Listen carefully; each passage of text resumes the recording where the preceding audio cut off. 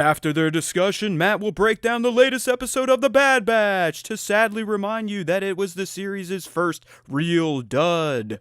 Fear not, though, the Bad Batch love is still strong at SWTS. Matt will then dive into a few live-action Star Wars rumors, including castings for Ezra and Thrawn. He'll also provide another update on Kenobi's roster of Rebels characters and how an SWTS prediction from last week is probably coming true. For those interested in the War of the Bounty Hunters miniseries, Matt has another recap for you, which will also get you caught up with the current Vader run. After story time, a few new collectibles will be discussed, and then the show will move into the fan segment featuring fan responses to the question of the week and the latest iteration of our weekly Top 5 Star Wars Fan Artist features. Punch it, Chewie!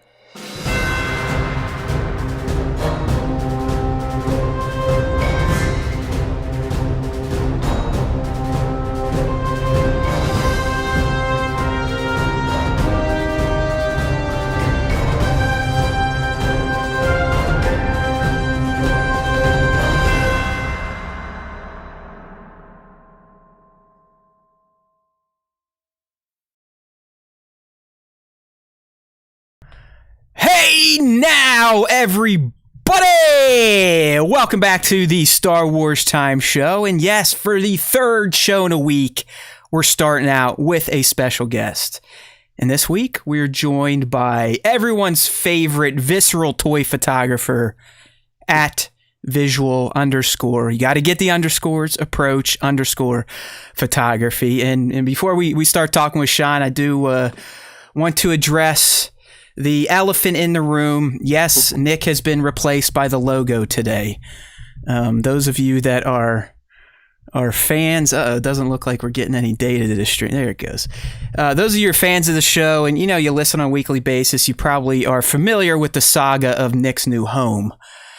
And, today it's kind of coming full circle. They decided to replace the floors today during show day. So Nick is taking the cast off because it sounded like, a little bit of World War II going on in his basement in terms of the noise that was coming from the people trying to install his new floor. So no Nick today. You just got myself, but luckily we're joined here with Sean, who is the man behind at Visual Approach Photography, who used to be Captain Ordo, right? Yeah, you used to be the CPT. Yeah. That's correct. Yeah. All right, so that's kind of how things are going to go today. You're going to get a little solo show after we turn Sean loose, but for now, let's kind of figure out what makes Sean tick as a Star Wars fan and, more importantly, a Star Wars artist. Because he is. If you're on the live stream, you're looking at Visual Approach Photography's IG page right now, and just a quick glance, and you'll instantly realize that this gentleman, he's got what it takes to be an excellent toy photographer. He's one of my personal favorites on the at Haywood Pop front. But Sean, really, I mean, your page these days is just a thing of beauty. So. Maybe we'll get some tips for the youngins out here. Maybe some of your anecdotes will help them reach your level of excellence. But I'm not them. This is no bullshit. I truly one of my personal favorite artists and someone that I know we've featured more than a few times on the Star Wars Time Show's infamous Top 5 Featured Artists segment. So it's good to finally have you on the show here, my friend. Yeah, I appreciate very much. I know I had to. I think I actually poked Spencer, or maybe even mentioned it in a story. I was like, "Hey, would love to stop by the show." So thank you for fulfilling my wish. I appreciate it. Not a problem. Hopefully things keep going in and out. I can see here on the YouTube kind of back end, it's like no data to excellent connection. So I don't know what the hell my father and daughter are doing with my internet right now, but apologies to anyone sitting there trying to watch the live stream live, because I bet it's getting a little chunky right now or delayed. So we'll keep fingers crossed. I've got red lights, green lights, yellow lights. It's like I'm driving in traffic right now, but hey, we're just going to talk. It's a Star Wars time show, right? We're never going to have perfect technology, and this is really out of my control. Maybe the wide open westers of the world are fucking with my uplink, but if things are funky, that's why. So let's get into it, Sean. I always like to, there's all sorts of other shows out there that a lot of toy photographers go on and just specifically talk about toy photography. Here in the Star Wars Time Show, we like to kind of approach it from a galaxy far, far away angle. What type of fan are you? Are you one of these angry Star Wars fans, a passionate fan, a longtime fan, a new fan? So I guess we'll just kind of start right there. What was your first memory of Star Wars? What was the moment that you realized, like, all right, this stuff is something that I can get into. This is something I'm going to throw myself into. I want to be Luke Skywalker. Or maybe it was I want to be Ben Kenobi. I don't know. I mean, are you an OT type of person, a prequel, a sequel? Are you a brand new fan? My earliest memories of Star Wars, I was born in November of 78. And my earliest memories were of the Empire Strikes Back soundtrack on vinyl. My brother used to listen to it. And also my parents repeatedly taking me to the cinema to see Return of the Jedi. Absolutely. I was obsessed with the sail barge battle. And as a kid, you absolutely love Ewoks and speeder bikes. So that was my introduction to it. And of course, we had the original trilogy on VHS taped off of HBO. Heck yeah. So that pretty much was my childhood. It was really between just watching the original trilogy and then afterwards there was that documentary from Star Wars to Jedi that was narrated by Mark Hamill that kind of went through the making of Return of the Jedi and all the stuff they did in the creature shop and out in Yuma, Arizona. And I was just obsessed with it. So that was my entry into it. But as a fan, I can understand why somebody who grew up with the prequels thinks that the prequels are the greatest set of films. And also, I mean, there are people where the sequels resonate with them, and that's perfectly fine. I think for my circumstances, it's the original trilogy. My firstborn son's name is Luke, so I mean, you can kind of tell where my allegiances lie. Oh yeah. But yeah, it's absolutely the original. Yeah, so trilogy, but that's not. It sounds like you kind of like me, where it was a family affair, right? You're kind of the older siblings might have dangled the carrot, and then the parents kind of reinforce it with ROTJ. So I'm just going to ask, because you kind of sound like me. We're close in age. Is Jedi your favorite film overall then? Yeah. I understand the power of nostalgia for me in Return of the Jedi. I can put it on at any time of day, and I will stop when Vader lands in the Death Star and he's talking to Moff Jarad, and I love that scene. Everything with Jabba's palace, but my favorite scene in the entire trilogy is when Luke and Vader are on the catwalk before Vader brings him to the Emperor. That's my favorite scene in the entire trilogy. So yeah, it's absolutely. Let's dive into that. Why is that? Is it because you can kind of tell that Vader knows Luke's right, but Vader still is kind of.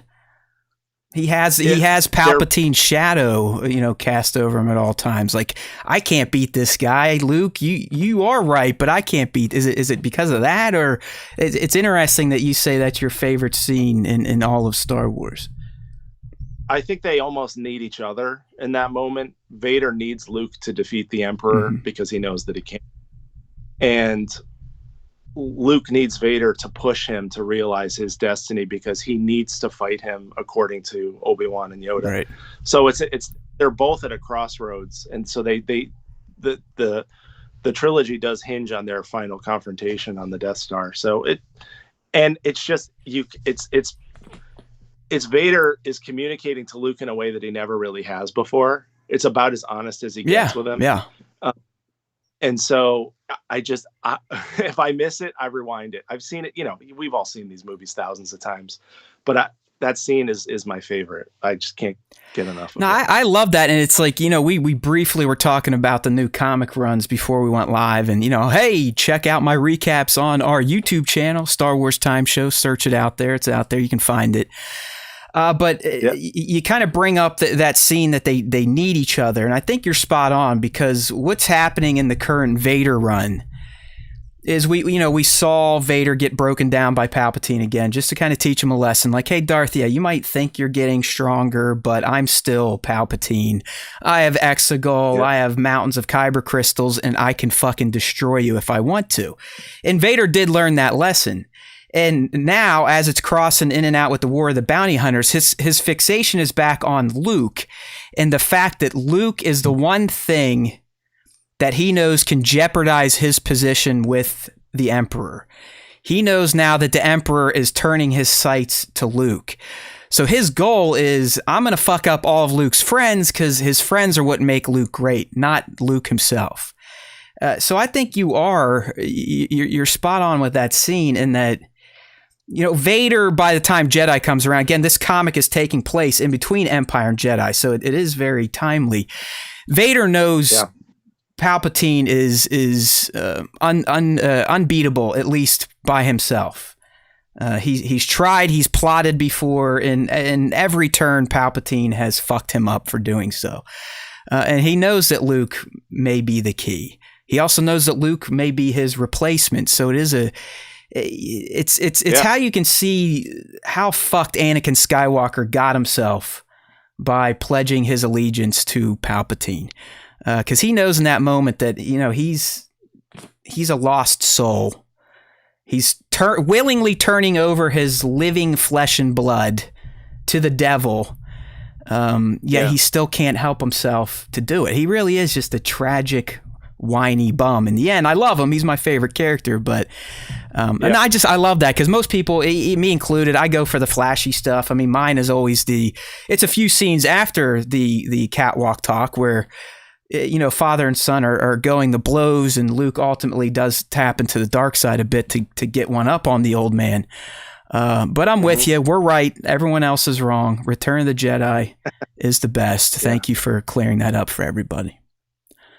Yeah, and that's the soundtrack. Okay, so Empire Strikes Back has an incredible soundtrack, but there's moments in the Return of the Jedi soundtrack. I listen to it when I'm at work and I'm in my office, like, and it gets me through the day. I mean, it's remarkable. Parade of the Ewoks, Luke and Leia, all those themes are incredible. Now you're talking the classic, battle. right? Before they got rid of Yub Nub, because Yub Nub is one of my favorite celebration songs in all of Star Wars. Absolutely. Yeah, no question about it. That is one special edition cut I don't understand. It's like, all right, if you want to put in all the celebratory scenes across the galaxy that look really bad these days, fine. But how do you get rid of Yub Nub for just some jerky sounding, banging on drums and tooting whistles music? Yeah, it's ridiculous. And then they did it so that they could extend the scene so you could see all those different locations. I don't give a shit. Just play the original song, okay? Right. I want to see the guy playing the drums on the stormtroopers' heads to the original song, and we're good. And it actually timed up, right? Or were we just stupid little kids? And when he's beating on the stormtrooper helmets, it didn't match up to the drum beats to the song, because I always thought it did. If you asked me in 1983, that was a live performance, and all of these things. Okay, good. Yes. All right.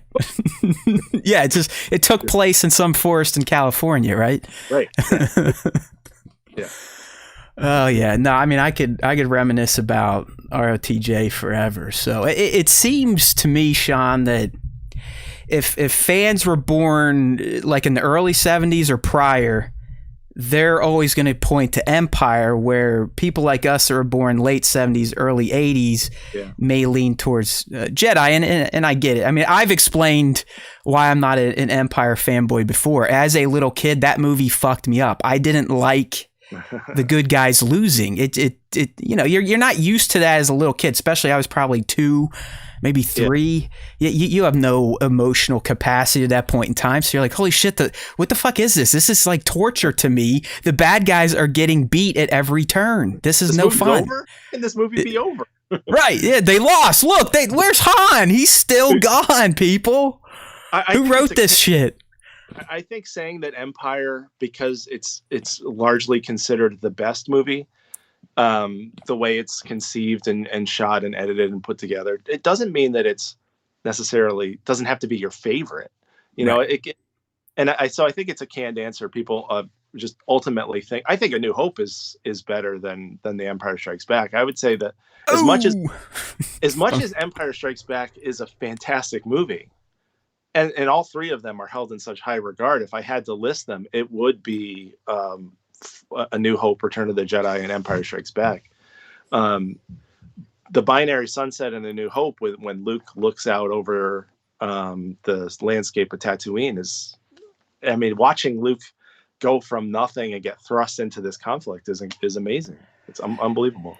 Yeah, I mean, he's whining about joining the Academy early on, and then by the end, he's being celebrated by the Rebel Alliance as its greatest hero. So, yeah. I mean, according to his dad, he didn't earn that victory, as Han Solo was the one that allowed Luke to get the glory. But hey, Vader's always going to be a hater, right? I mean, he's an angry man.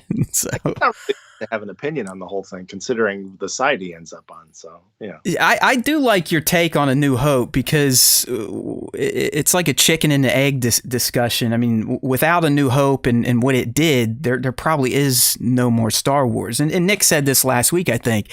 A New Hope is shot in a way that it's a one and done movie. You know, hey, here's the good guys. They get into trouble. Miller time. Celebrate.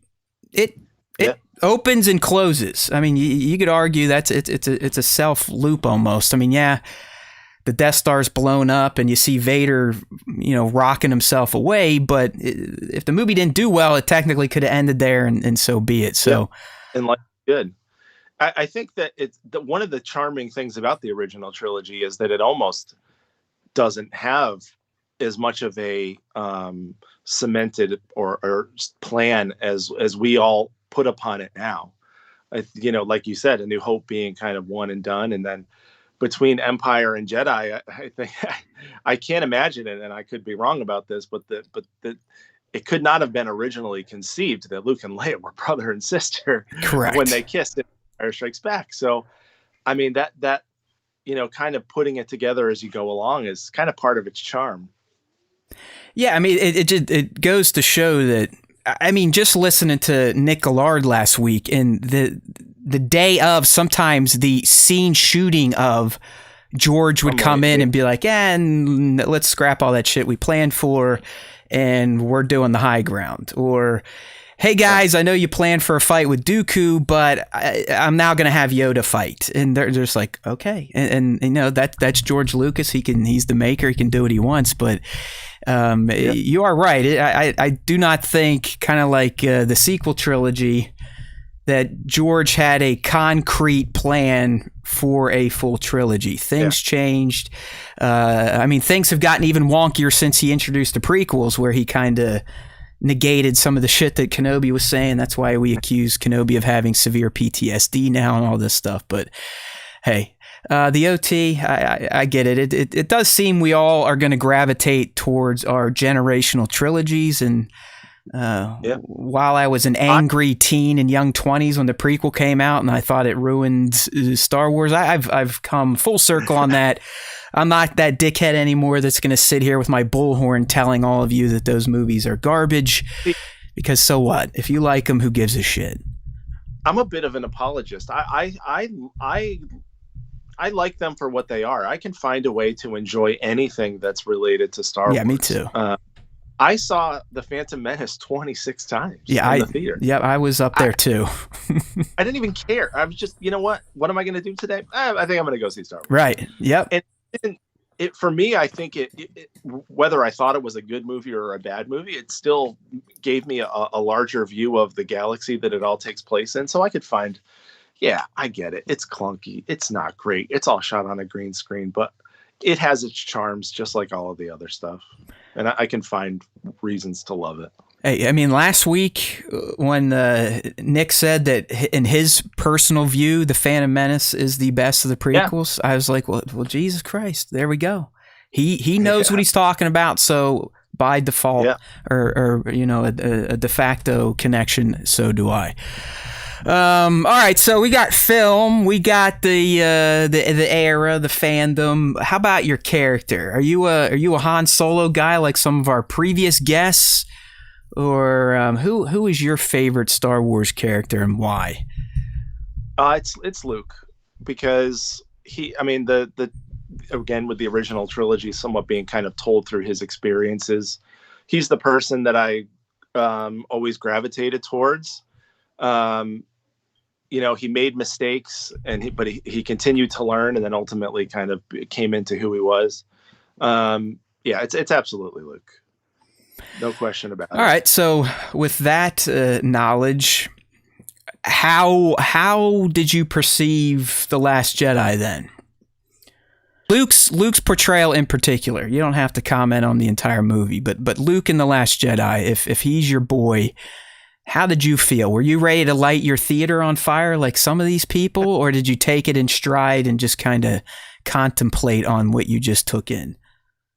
I think I was okay with it. Again, I thought Mark Hamill's performance was wonderful. He's my internet dad, so I'm just seeing him as Luke again was great. I was comfortable with. I knew after seeing The Force Awakens, being an older person and kind of passing the torch to the new folks, that this trilogy largely wouldn't be told for me. So I was comfortable with the direction they took it in. I have a hard time kind of holding a grudge that this movie wasn't made specifically for me and my vision of Luke. I guess my biggest issue was the slow speed chase through space that took up the first 30 minutes of the movie. Yeah. I liked the Rey Kylo Ren stuff. I liked the direction that Luke was in, that they took him in, because for me, I'm an expanded universe person also. So I was comfortable with where the story ended in Return of the Jedi and kind of where my imagination could take the character. I was comfortable with him repeating the mistakes of the Jedi. And then finally in his later days coming to terms with the fact that, maybe that wasn't the right view, and that, that's what allowed Palpatine and Vader to come to power. So I took it at face value and I enjoyed it for what it was. But I had other issues with the movie, not for any political views, but for just weird choices that they made. Yeah, I'd say the main plot between the Resistance and First Order, when after you take it in the first time, I don't care who you are, if you're a hardcore Star Wars fan, the first time I watched TLJ, I was fixated. I loved the opening action sequence with the bombers. I thought that was intense. And you're really not thinking about the fact that we're literally watching two capital ships float in space and chase each other. After the fact, you start thinking about, I was like, what was the big secrecy? Why was Holdo holding all this information back? Why couldn't she just tell them this was the plan? Whatever. I mean, that stuff aside. When it comes to Luke in that movie, I'm with you too. I've always looked at Luke as kind of a little whiny boy. I mean, his family is. The only one that's not are the women, right? I mean, Padme doesn't bitch and moan. Leia doesn't bitch and moan, but Anakin and Luke sure as fuck, that was their MO. They're always, I want to do this. I want to fly to, that type of shit. What bummed me out, or what seemed very anti-Luke in TLJ, was how he reacted to Rey. In almost like a disdain, like, fuck you, get the fuck off this island, I'm an angry old curmudgeon.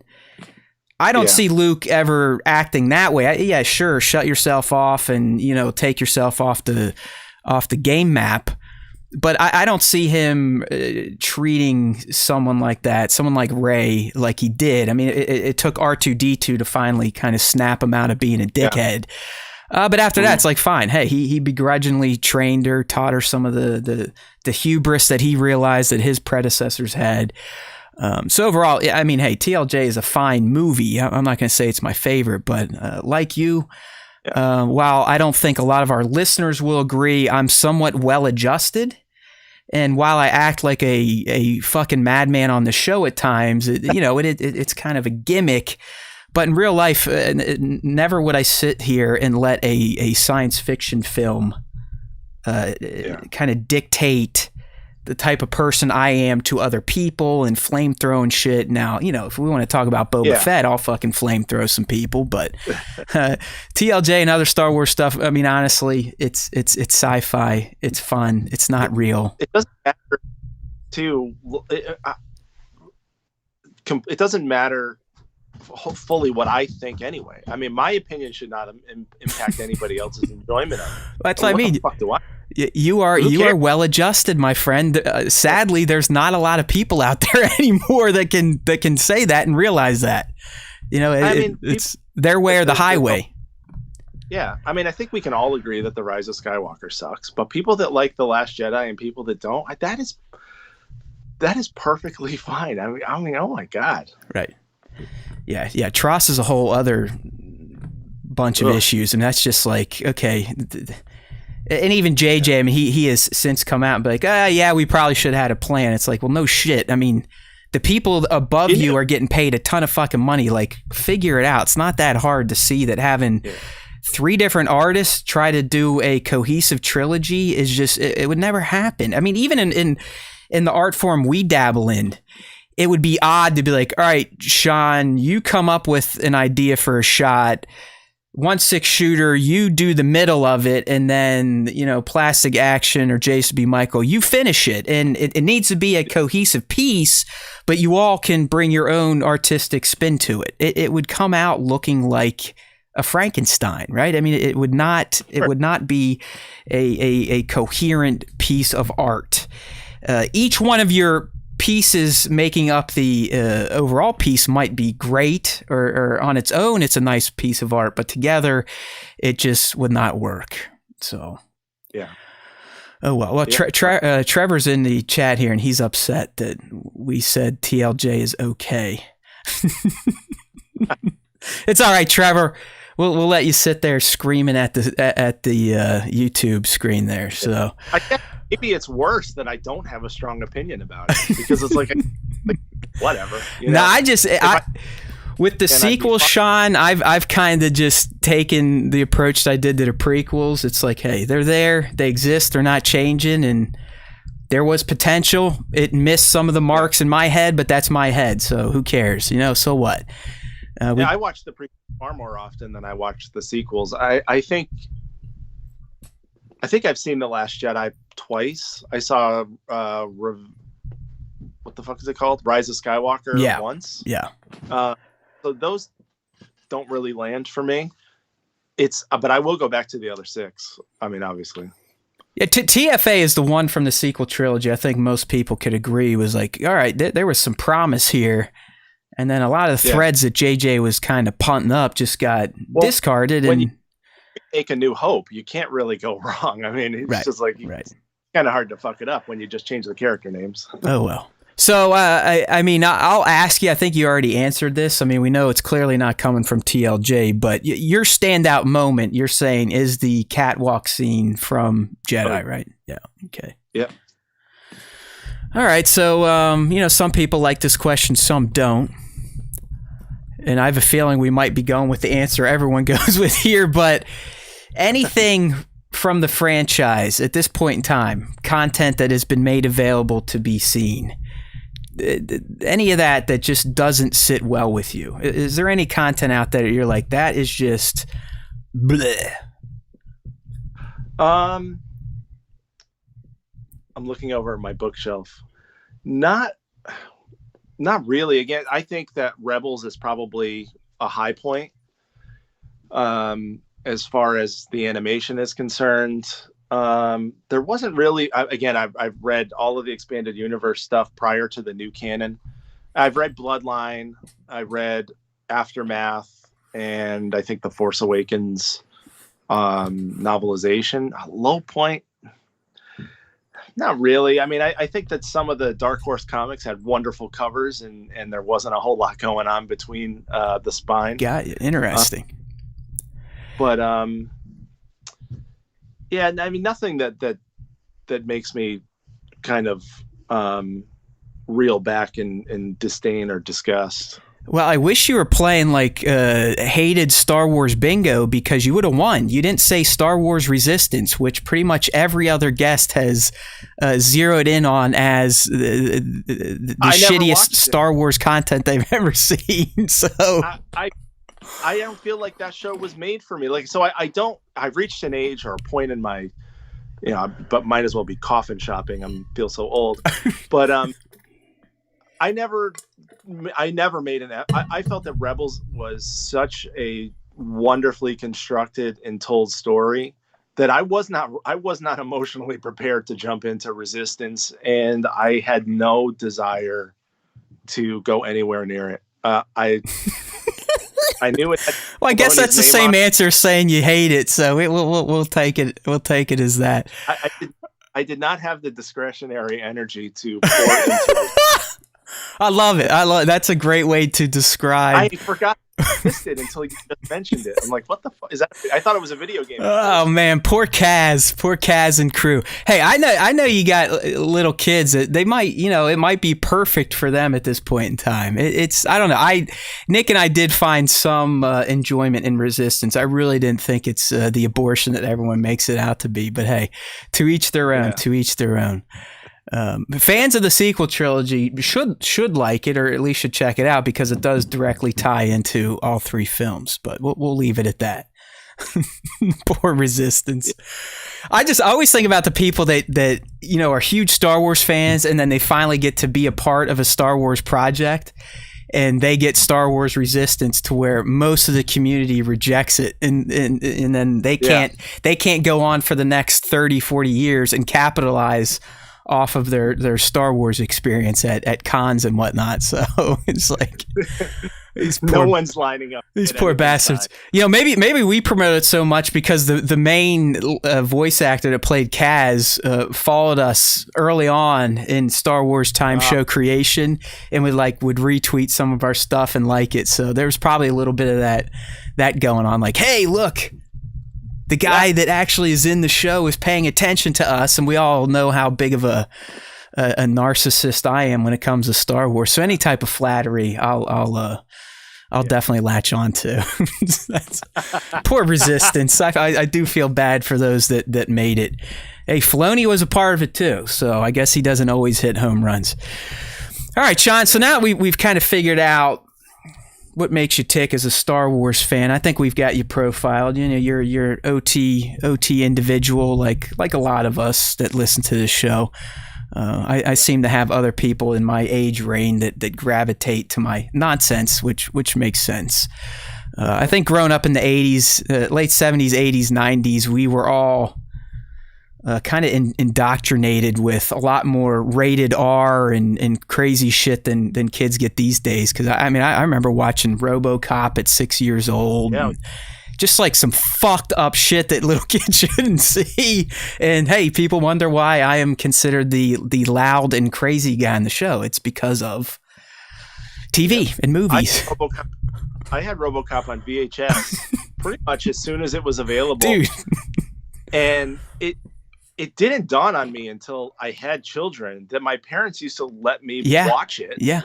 And, Peter Weller gets his hand just blown off. Bro, that scene, I'm telling you right now, when I first saw that scene, I became phobic of guns for a while. Like guns terrified me after watching Murphy get absolutely destroyed. And it's the hand, they're sitting there laughing and he's like, oh, he's just getting pumped full of lead, and then he just walks up and they show his hand blow apart, and I'm probably 5'6", just going, what the fuck?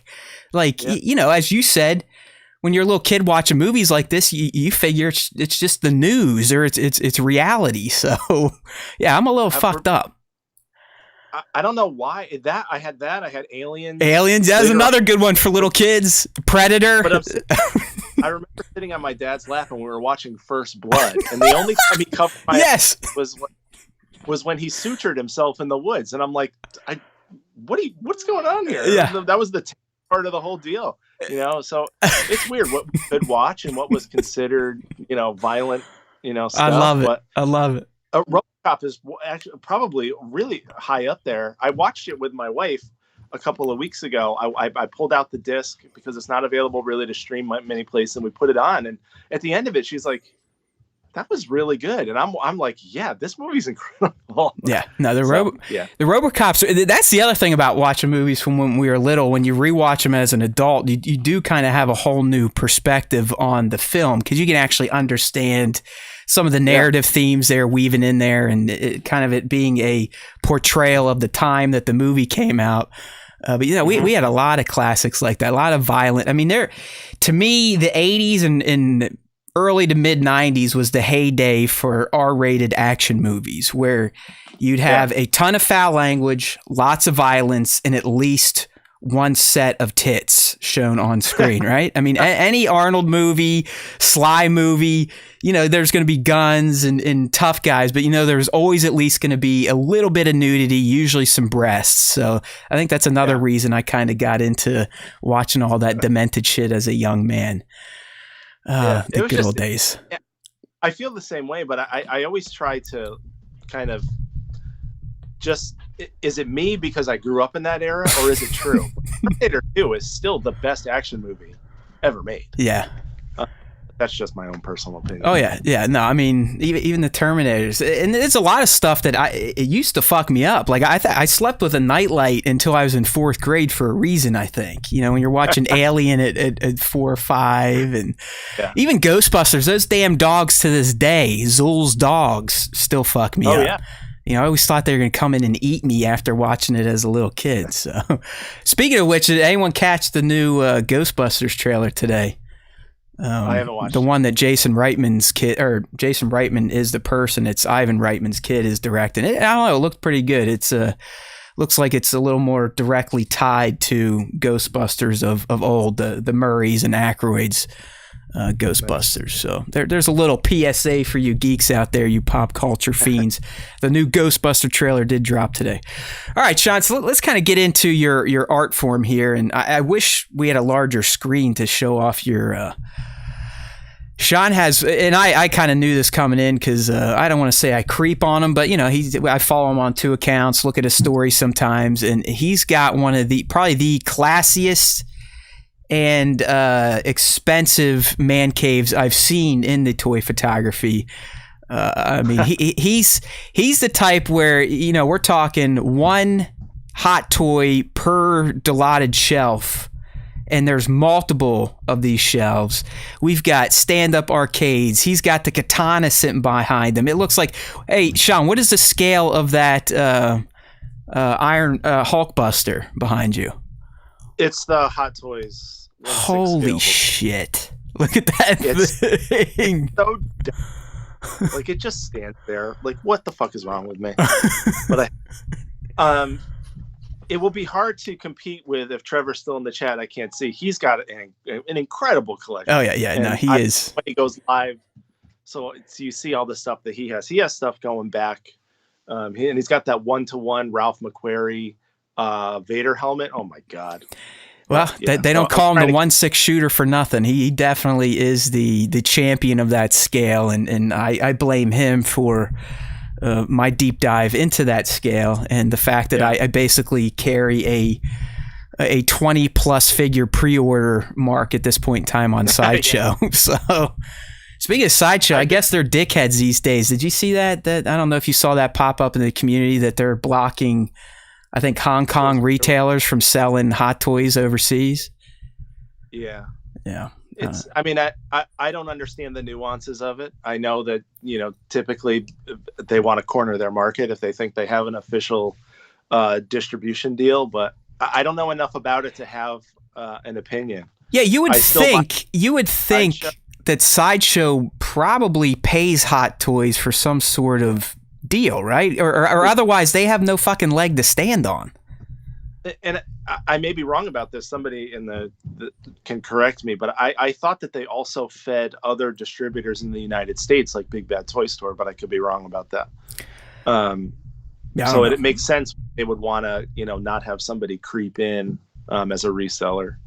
But I know that Toys Wonderland also has what I hear is wonderful customer service. So it's hard to begrudge them for trying. Yeah, I just know if you go through Sideshow, I mean, there's a lot of times you're not getting some of the new Hot Toys stuff for a couple months after they release in Asia. So I think that was another reason a lot of people were kind of circumventing Sideshow. But oh well, that's where all my money's at. I'm not changing at this point in time. Yeah. So. Well, and the rewards point, they're basically just reimbursing you for shipping. So. Yeah, the fucking coupons that expire for $25. It's essentially your NRD, or like you said, your shipping. So it is what it is. Yeah. I've been, like I said, I drank that Kool-Aid, and its hold is strong. Like I love the shit. I mean, just last week I think we added a few more must-haves, and I know Jack over at Xclu put out the roadmap. I mean, it seems like there's going to be 25 to 30 Mandalorian-inspired Hot Toys, so it's getting insane.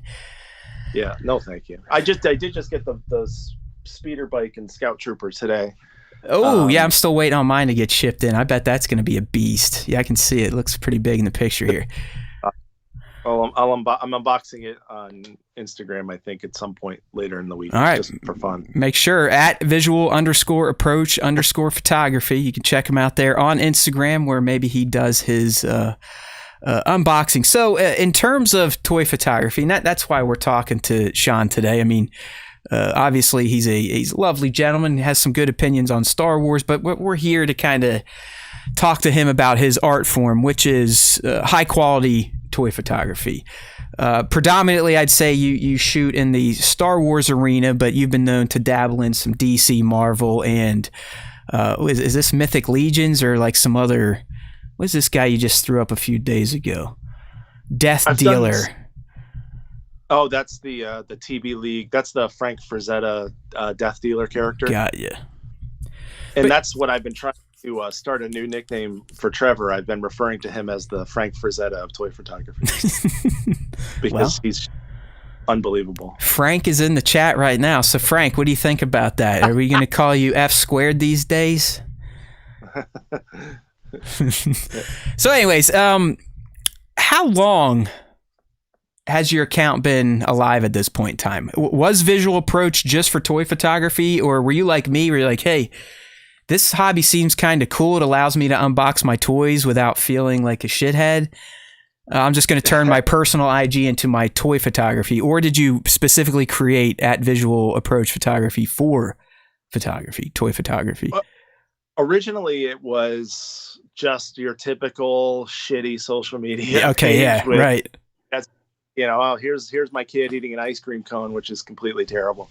And birthday parties and stuff like that. And then I got back into collecting and tooling around Instagram. I saw people were doing really interesting stuff with toys, and as a 40-year-old person, I was looking for new ways to enjoy my collection, and you can't really make them punch each other without people really kind of looking at you. Yeah, like psh, psh, psh, yeah. Psh, I win. It's frowned upon.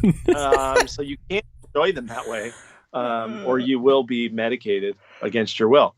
So, hey, dude, you know as well as I do. I know you don't shoot out in public very often. You seem to be either like an indoor, or you're mostly garage door studio, right? Yeah.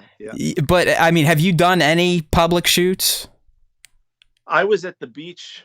I was at Bethany Beach in Delaware last summer, and there's a Commander Bly shot where he's kind of in the grass. Right, because I used to do those, and it's not much different than if we were sitting out there going pew pew pew pew. Yeah, I got you, Vader. You got to fall down. It's pretty. They look at us like, what the fuck is this person doing here? You would think I was trying to push a humpback whale into the ocean. Right? Everyone comes up like, ooh, what's going on? Is this guy, like, is he a special person they let out for a few hours? Like, what is he doing? Yeah. Oh, they let you take your football helmet off. Exactly. But there were people, so I showed them. I'm like, yeah, listen, it's a toy. Here's what it will look like when it's done. And I kind of just showed them my Instagram. And like, I felt like George Costanza pulling the golf ball out of the blowhole of the whale. Everybody was gathering around while I'm shooting a picture of this stupid figure. But they seemed interested. Nobody was, it was cordial, and it was in the middle of COVID, and my wife's like, put your mask on. And because I kept taking it down like an idiot. But yeah, I do now. I typically tend to stay inside, or if I do shoot outside, I'm in the backyard or on the side of the house blowing up fireworks. I know. I used to do the side of our house, but neighbors tore down the privacy fence, so now I get an audience there, even if I do that. But I've had cars drive by the house real slow. Like, what is that asshole doing? You gotta love it, though, man. You gotta love. I think Sir Dork probably has some of the best public setups where people are. He's got like cans sliced up. He literally has blowtorches sitting next to him. They're like, what is this guy, a terrorist? Like, what is he doing? Is he gonna fucking light something on fire? Is he gonna blow us up? Who knows? So, how many years then, Sean, have you been at it? Would you say? So I would say that my first attempt at a toy photo shot where there was an environment around the figure was the Hot Toys Return of the Jedi Boba Fett, and it was in February of 2019. All right. I set it up in front of the TV that I had in the basement. I saw Jason Young's Digirama, and I was like, this is incredible. I don't have any real dioramas. I'm going to try to do something where I can make the background whatever I can find. It's completely washed out. It looks terrible, but I did set the figure up in front of the TV and I shot my first toy photo. And I think the caption is trying something different. And once I took it out of the camera and I looked at it, it's completely unedited. Like I had no idea what I was doing.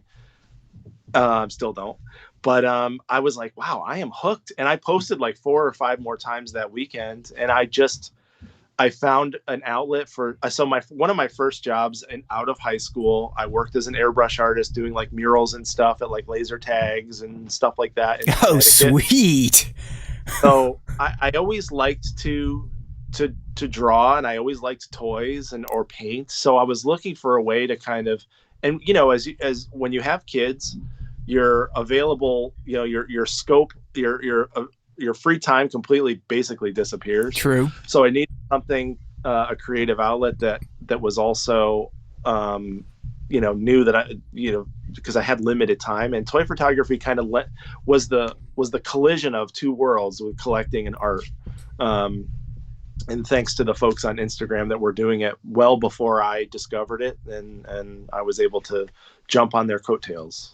Yeah, it does kind of sweep you up. I mean, I don't want to compare it to, you know, hardcore drugs, but it is something, and I think a lot of toy photographers would probably have a similar story to Sean. It's like that first picture, you're like, okay, well, I don't feel like such an asshole buying all these toys now, because now I'm making art with them. And then you start getting the reaction from other like-minded individuals, and it kind of snowballs into, I love this shit. I need to keep doing it. I need more time. I need more toys. I need more money. And then you kind of get into that loop.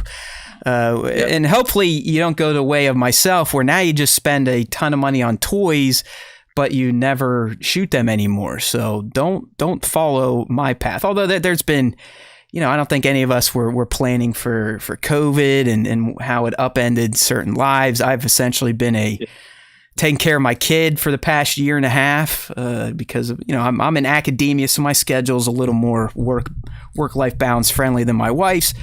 So a lot of the time that I used to dedicate to the toys and the photography have now been taken up with either doing pre-K for the little one, or just making sure her and her friends don't kill each other, because apparently mean girls start as young as 5, I'm learning, and I'm starting to wonder if I would have been better off with a boy. I thought raising a boy would be a pain in the ass, because I'd have to make sure it didn't grow up to be a piece of shit, but these little girls, like, it's just, they do not get along. Even at 5 years old, it's like, you know, you one day one's going to be a shithead to the next, and then they all pile on, and it's like, what the fuck? You're just you're all neighbors. You don't all have to be best friends. It's nice to have little people around to play with right outside your front door. But holy shit. So, yeah, I mean, I know exactly what you mean when it came to that initial kind of wave of excellence. Like, oh my God, this is awesome. Yeah. I want to keep doing this as much as I can and get as good as possible at it. The fellowship whole thing really drew me into it too. And that's like my whole goal and on all of it was to get to know people in the community, and I get to have conversations with them, and we talk about toys, and you know, it's a bonus that they enjoy seeing my work, because I enjoy seeing their work. and I love commenting on other people's photos or sharing them or liking them and things like that. So the fellowship of it all is also a huge draw. It's probably the best or my most favorite aspect of it, and it's what I miss because on Haywood Pop it's more or less a dead account. I'll be lucky to post once a week, couple times a month, and in Instagram's eyes, that's essentially a dead person. So I all I see now are like bot or followers just dropping. I don't really care as much as I used to, but my account is dead. And it's not so much, oh, I'm losing numbers. It's I'm missing out on the interactions because I am not participating. I'm not sharing as much work as I used to. And Sean's right. I mean, half the fun. I remember, as much as I hate doing toy pops and that type of bullshit to get some exposure, I remember every night just going through and be like, holy shit, look what so-and-so did, or look what so-and-so did this time. Wow, this is great. And it gives you ideas. And, a lot of people, Sean's one of the best. They'll include the BTS with the final shot. So people like me that are trying to get better have some reference to do so. And that's part of we call it a community. So we should treat it like a community. I learned because people were kind enough to share their BTS. Yeah. So it's the right thing to do because I don't have any secrets because nothing that I do is proprietary or special. It's an amalgam of all of my own tastes, but also the influences of people that I've met and connected with on Instagram. So I don't feel like I own any knowledge. So you should absolutely share. If somebody messages me, I mean, there's just. You're not a dickhead. You're like, get good, GITGUD. You don't ever send that to them. Like, hey, Sean, how can I do shots like you? And you just reply, get good. No, because originally, the person who really pulled back the curtain for me in a profound way, not for me, but for the internet as a whole, was Johnny on those tested shorts when he was, doing his setup and showing exactly how he did stuff. And one of the things that he said that I always tell people that I tell people the advice that I learned from him. And he wanted to be a great photographer who worked with toys. And so it's like, you can't rescue a bad photo in Photoshop, learn how to take great photos. Great point. The rest comes along with it. And that's absolutely what he does. Obviously it's Johnny. But all of the folks that are prominent, that do this, that inspire all of us, whether it's Jason or Trevor or Tom Iwawatu and all these guys, Jason Black Series, they all take great photos, and then some enhance more than others, but it's about the original photo and the original idea, and that's where you start to grow your account and find your voice. Oh yeah, Yeah, I've tried to make that clear. I used to get on here and do a shtick like, wah, wah, wah, no one likes me, Instagram doesn't like me. But in the end, if you put out quality work, you're going to get a following. I mean, Sean, like Sean said, Visual Approach is only, not even 2 years, fully 2 years old, and you're about to roll 13,000 followers. And there's a reason for that. I mean, he posts regularly, but he also posts high quality art, as you're seeing on the stream here. So I at least know for me, I mean, sometimes I think I was a little, I don't know, I guess don't get cocky kid. Like I felt like my work was better than it probably was. And I've gotten better at that. And Trevor, I know you get upset when I shit on. I'm not shitting on myself, and I wasn't before. I'm just telling you, IG literally thinks I can't log into my account. That's how dead it thinks my account is. It sends me emails once a week. Haywood Pop, we noticed you haven't been on. Do you need help logging? I'm not fucking around. It's like, do you need help logging into your account? So I've been kind of put into their you haven't participated penalty box. Yeah. So when I share photos now, they don't quite get the reach that they even used to when I was a more regular poster. It's more me just pointing out the fact that these days, if you do not appease the IG algo, as in daily, multiple times a week postings, they essentially put your account in a timeout. You know what I mean? Like I haven't added a follower in 6 months. So what's that? I mean, what's happening? You know what I mean? But yeah, that's that algorithm is Saucy Minx. I've considered just starting fresh and seeing if I could, maybe catch a wave. Now that my skills are a little bit better than they were when I started back in 2016 when I was just doing Funko Pops. So they push reels so heavily now. Yeah, that you're right. So I basically now I'll just take the BTS stuff that I've accumulated so that I know where I put the lights in case I need to reshoot the friggin' thing, and I'll end up making a reel out of it. And the reel has gotten me far more engagement than even the post does. Well, didn't they say, someone that used to run IG basically said Instagram is no longer a photo social network, it's TikTok. And I it's think everything. Yeah. I'll get an initial bump from a photo, but really what carries me through the week, and I can really only post once a week now because of I do have 2 jobs. I have one that I use to pay for this annoying collection, and then I have my day job for home and kids. But it's I think he just said he's a spy. He's like a secret agent or something. You hear that? He's like Superman. He's got his day job and then his toy money job. Yeah. So, what is Sean getting into to make some cash? Personal training is a very lucrative business. Oh, okay. So is that why, again, I don't want to seem like a creep, but you share a lot of UFC stuff and then obviously those hilarious fucking martial arts bozo videos. Yeah. I can't tell you how much time you have wasted of mine with those.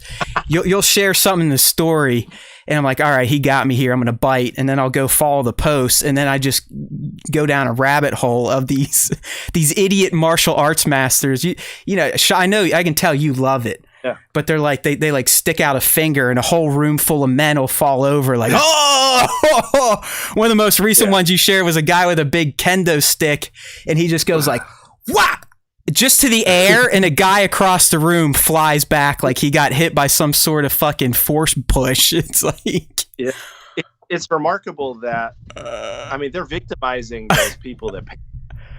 They've convinced them that this works. So, on some level, it does work. It just takes 3 months or 6 months of brainwashing, and then he is going to hit you in, lean 6 or whatever pressure point he fucking made up that morning. Oh my god!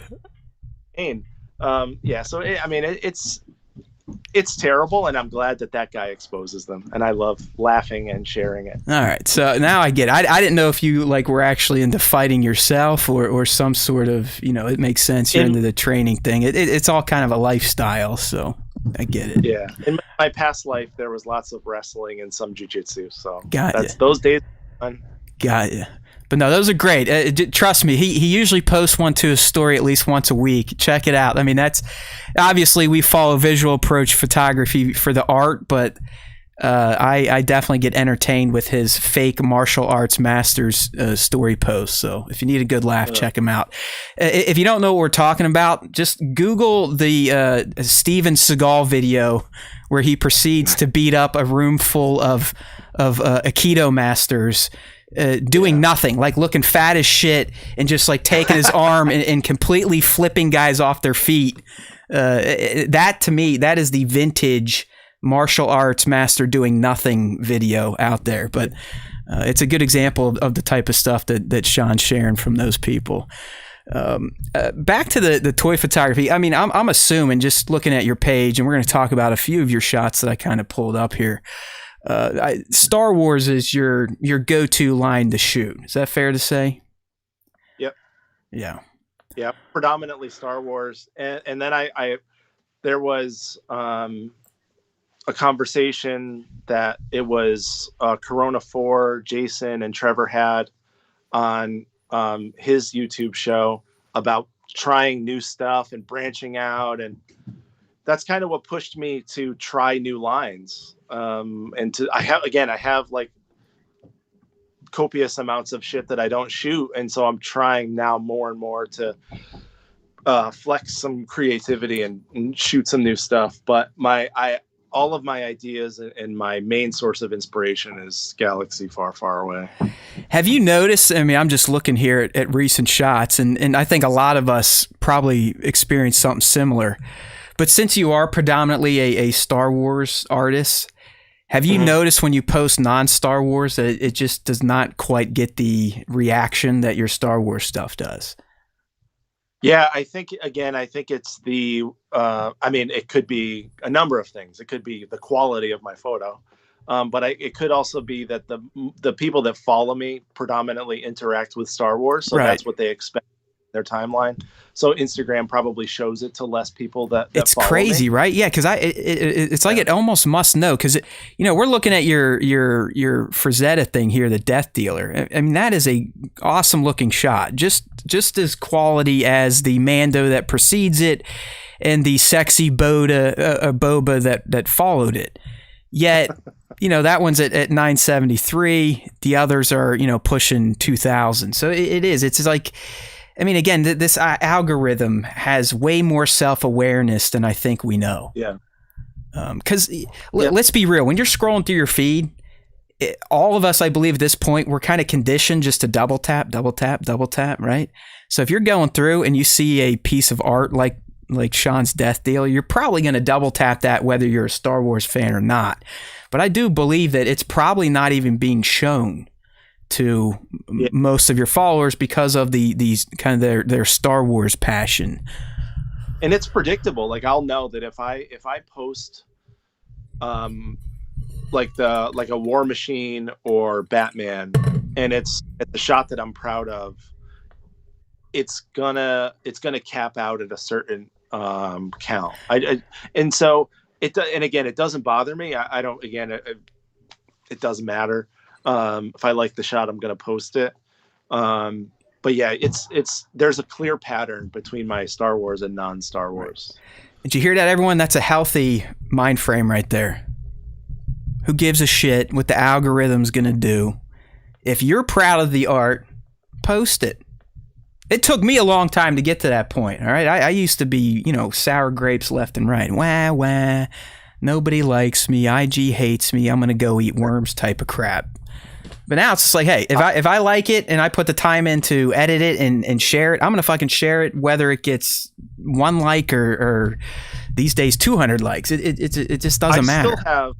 I still have, I would say 25 to 30% of my shots end up on the cutting room floor. Like, there's still plenty of stuff that I shoot that I don't post. Ooh. But that's not because I'm afraid of its engagement. It's my personal feelings. You didn't like it. So when you do a shoot, Sean, are you someone that goes into it, and I think I know the answer, but for the rest of the listeners here, do you go in with a vision and a plan, like a concrete plan? This, let's take the most recent Boba Fett shot that we just featured today. He's like, he's all cocky, he's celebrating, he's rolling solo back to the huts. Feeling good about himself. Now, is that something that you kind of had pre-planned before you went to shoot, or was this something like, hey, I got some time to shoot today. Boba has been fun. I just did the Boba pizza party. People like that. I'm going to try to do something Boba. Are you more planned, or are you more organic with your shoots? It's both, really. Sometimes it's, I see that I want. So what happened with Boba Fett gliding on the carbonite? I was kind of picking up in the collection room after my 3-year-old had destroyed most of it, and I saw Boba Fett, and I was like, man, I'd love to do another like kind of cheeky Boba Fett shot after seeing him on the shelf, and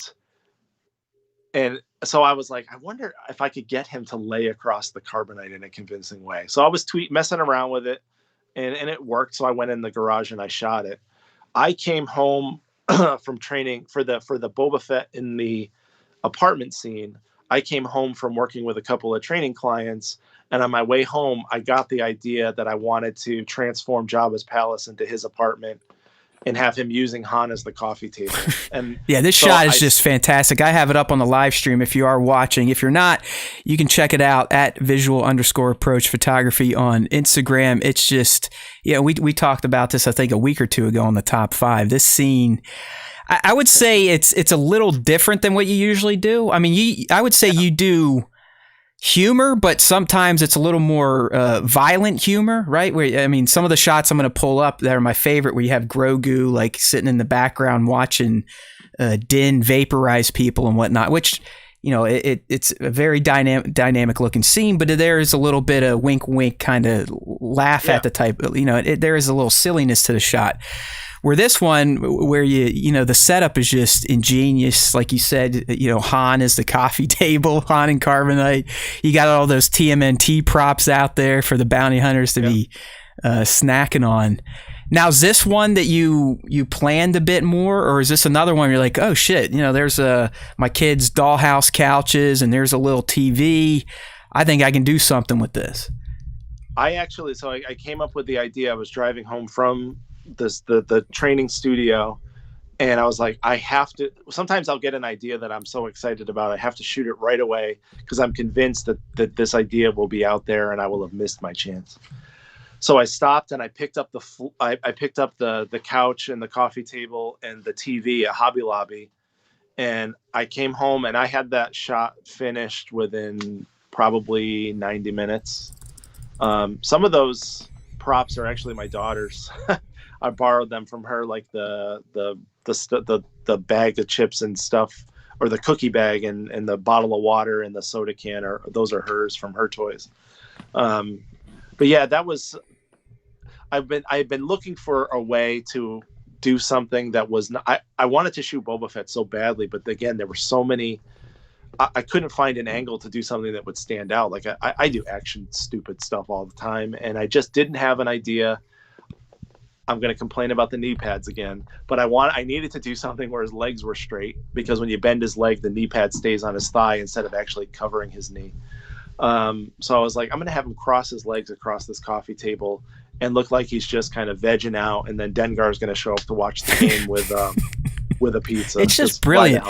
I mean, I do personally think you're one of the best posers out there. Not like you're a jerk off, but poser of figures. Yeah. I'm not calling Sean a poser.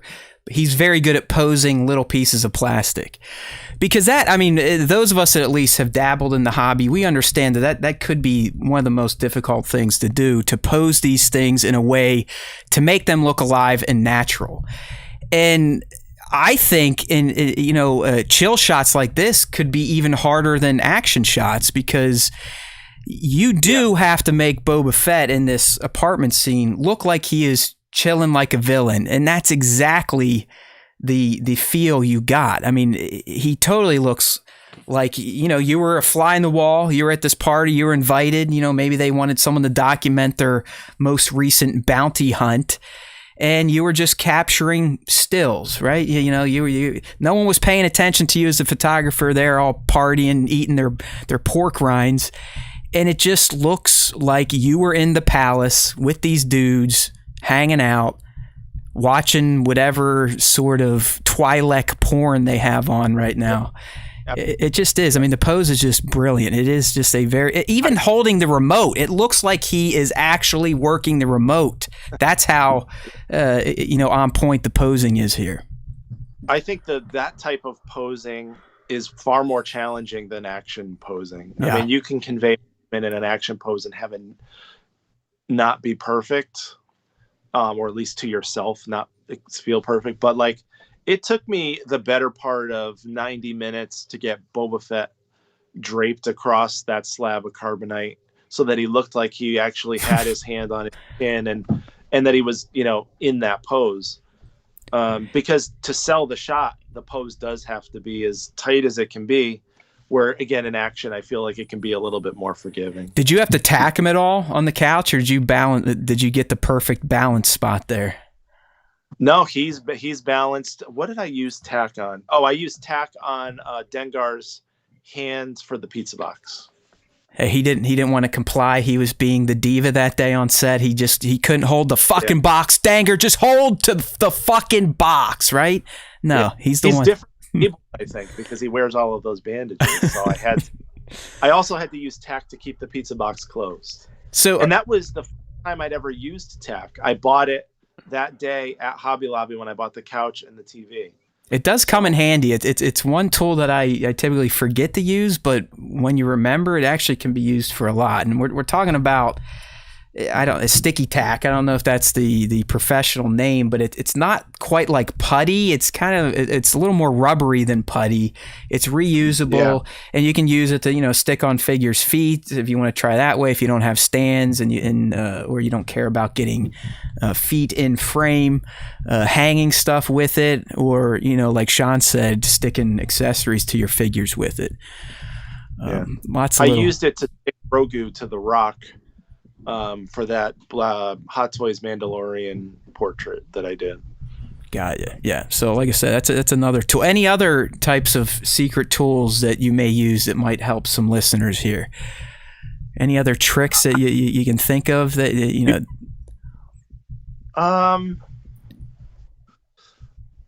Trying to think. I think it's just getting to know your camera and knowing kind of the story that you want to tell, and I think going in with a plan is important. I can second that, because I suffer from being planless. Because a lot of times it's like, oh shit, it's Wednesday night, my dad's here, they're engaged, I'm gonna run downstairs and try to take some shots of the new figures that showed up, and that's it. It's literally, I got time. Let's get scrambled. Let's throw up some of the loom cubes. Get some, I'll fill up my, what the hell do I use these days? It's a steamer, a hand steamer, and go. I don't even have a fucking background. I'll just throw a blackboard back there and try to get the light to reflect off the smoke. So it is. I have a list of ideas that I kind of keep adding to. And they change. Sometimes I'll write an idea and I'm like, there's no way I can ever shoot this. So they evolve and turn into other stuff. But I do like to have a list of ideas that I can pull from, so that because I've gone into the garage or outside without a plan, and it's been a slog. I get nothing accomplished, and you end up hating yourself at the end of the day. I was going to ask, do you get a little nutty during a setup? Like, do you ever find yourself getting so angry you might destroy figures, punch tables, stab tables? I mean, these are all things I've found myself doing at one point in time. Or are you a little more calm?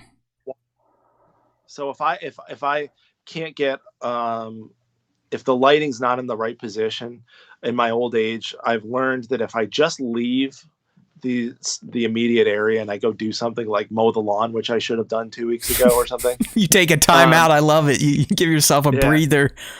If I go back in with a clearer head, typically the answers will present themselves. So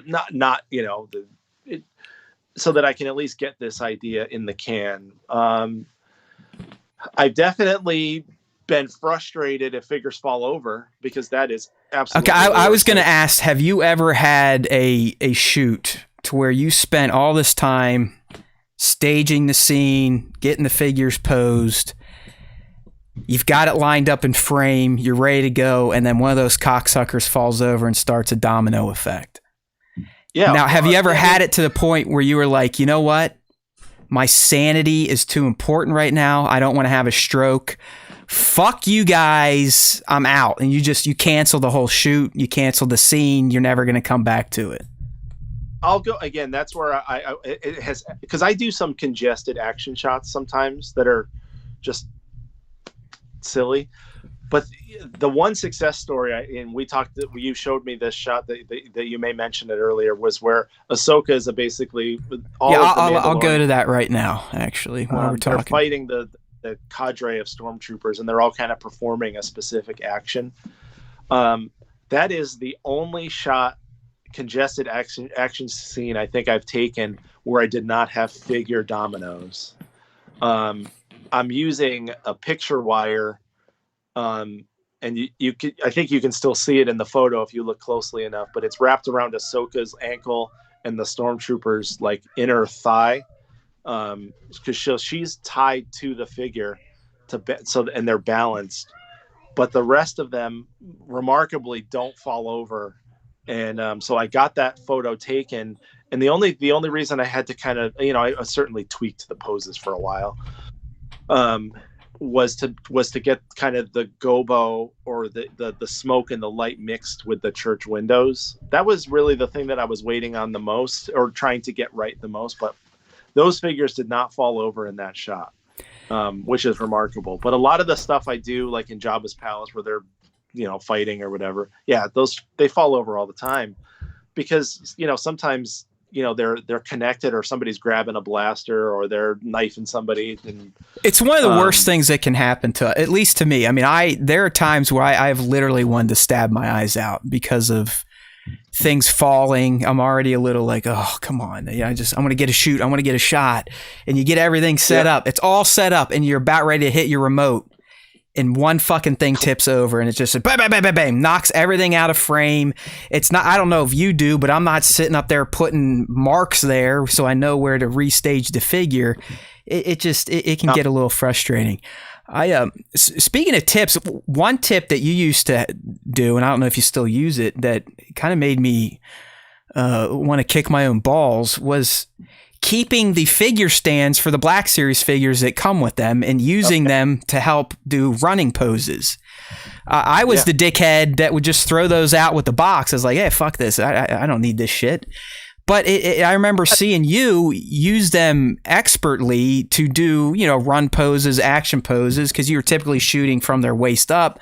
You didn't have to worry about wiping that large plastic triangle in Photoshop.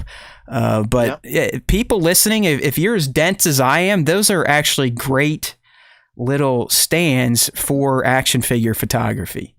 We're talking about the triangle foot stands that come with some of the Black Series figures. Not all, but some do come with it.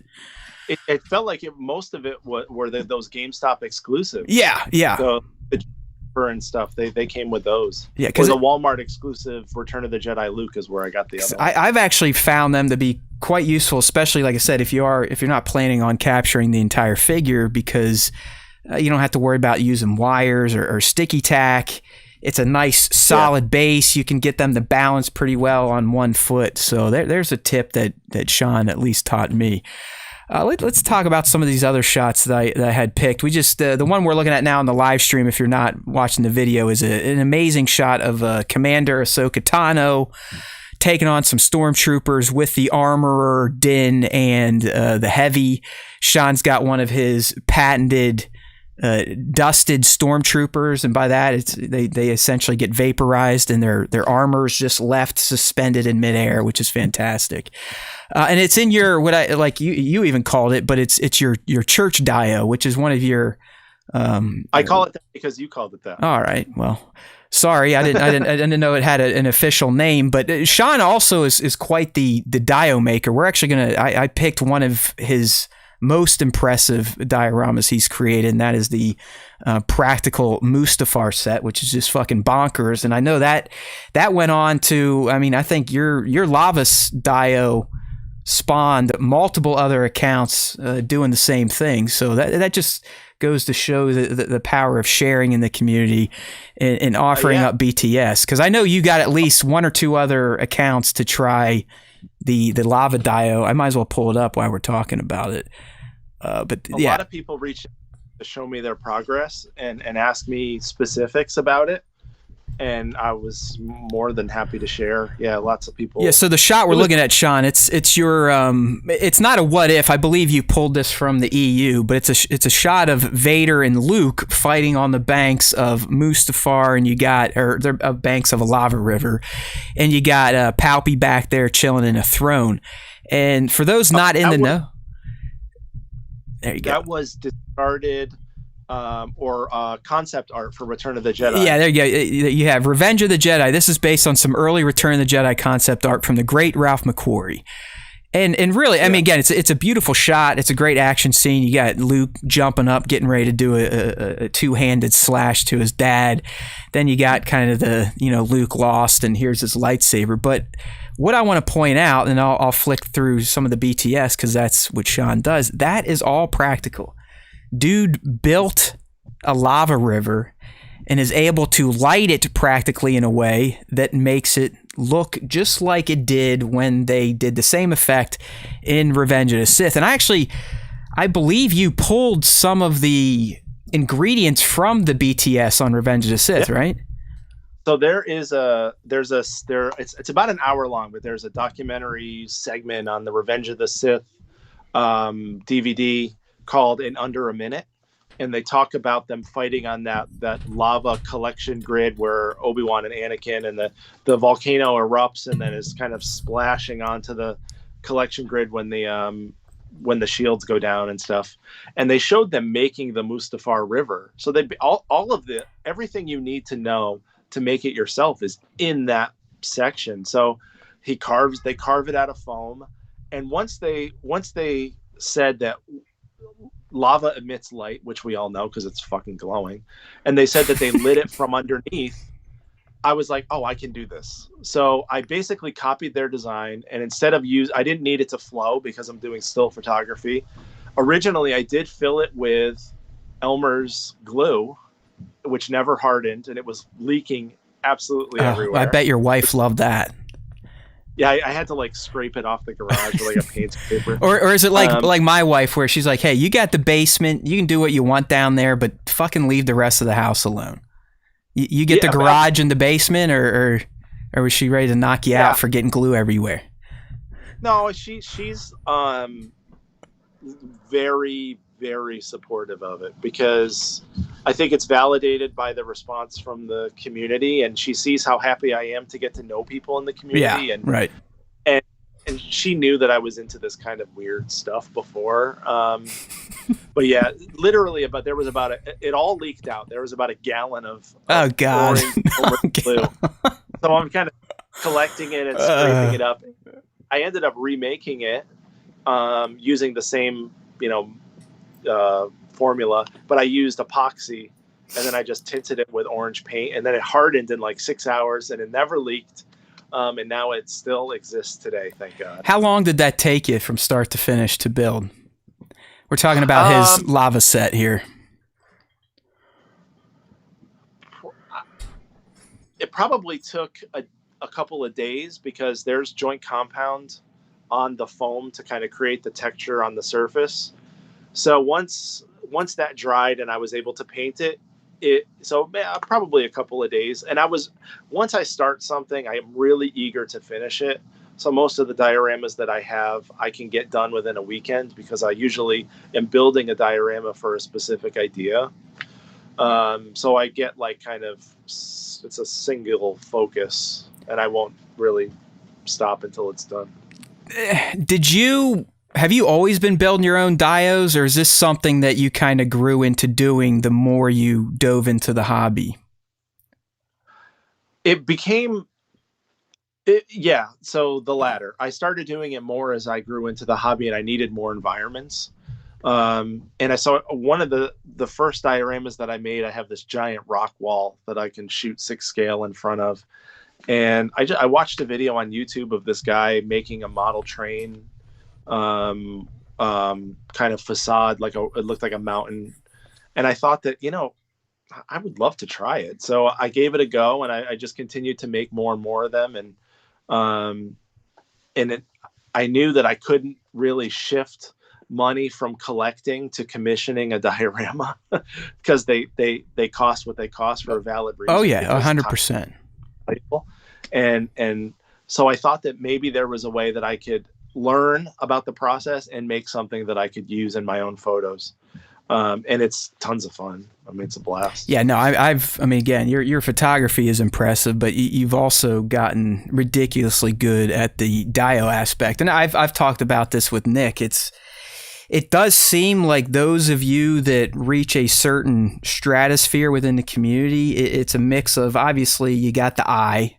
You can set up the figure and take the shot. You've got some of the post-processing skills, but you also start to dabble into other creations, like creating dioramas, other accessories, 3D printing. It's like I've seen a lot of people grow into this. Jason B. Michael, plastic action, visual approach, work more or less. All of them kind of started, just doing the basic stuff, but as they got better at the craft, then it started to expand into other areas of the art form, the dio creation. I think you're right. It really comes down to, do you have the money to pay other people to do it, or are you going to do it yourself? The ability and the kind of know how to do it. Yeah.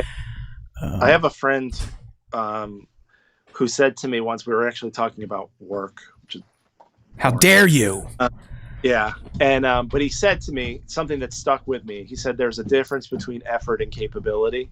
And I think that once you realize, that if it's something, you can increase your capability by putting in the required effort.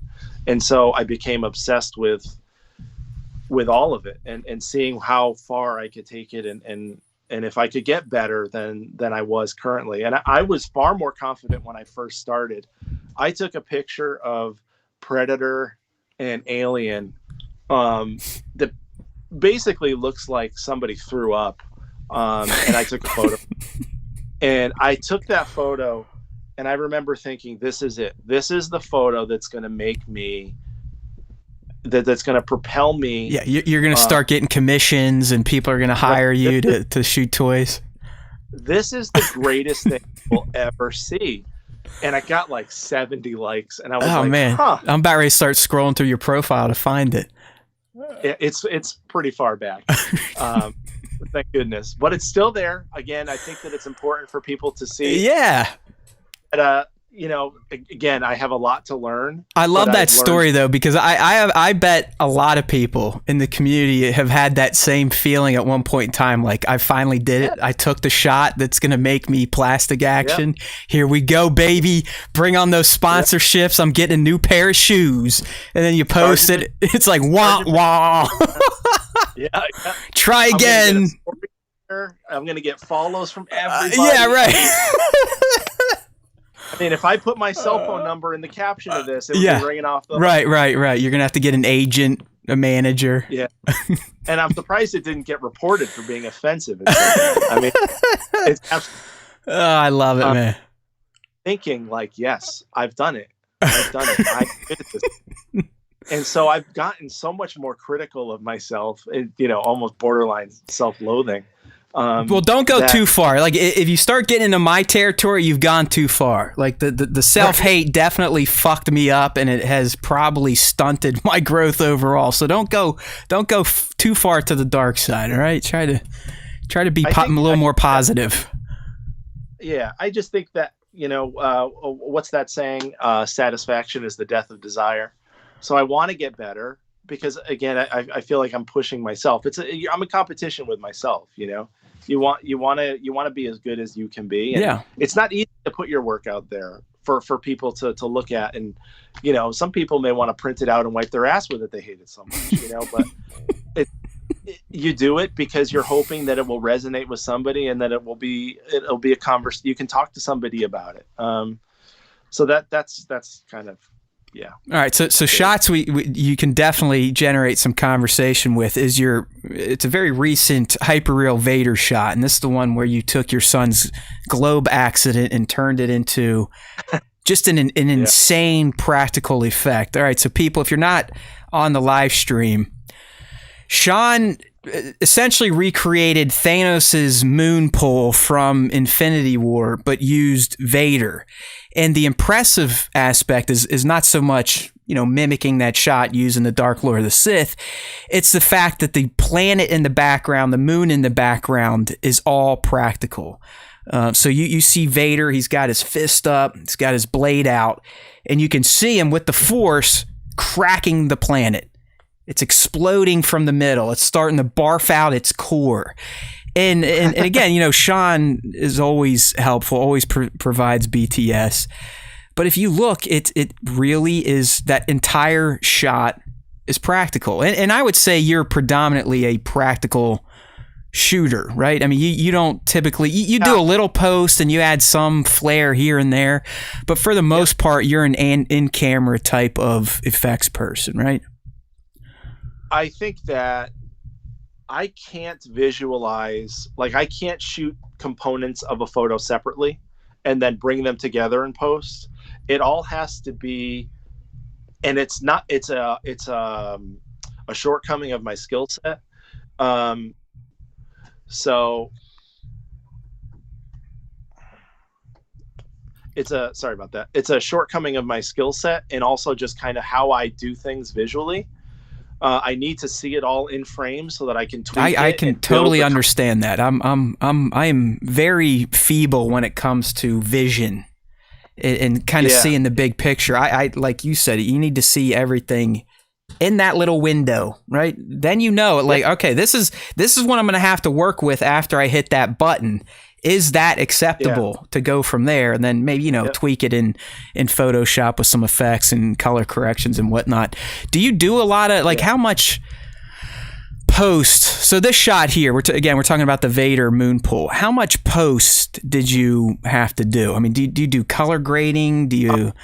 I pull the picture into Lightroom and I fix it as much as I know how to in Lightroom. I use the clarity slider a lot. Yep. I use DAs. I will change. I'll suck out some different colors. If there's too much red, I'll desaturate the red a bit. I'll do the lens correction. What else do I do? It depends. Sometimes I'll pull out or add blacks or shadows or highlights. It depends on, how the photo came into the camera. Then it goes into Photoshop. And if I need to, I'll remove a wire.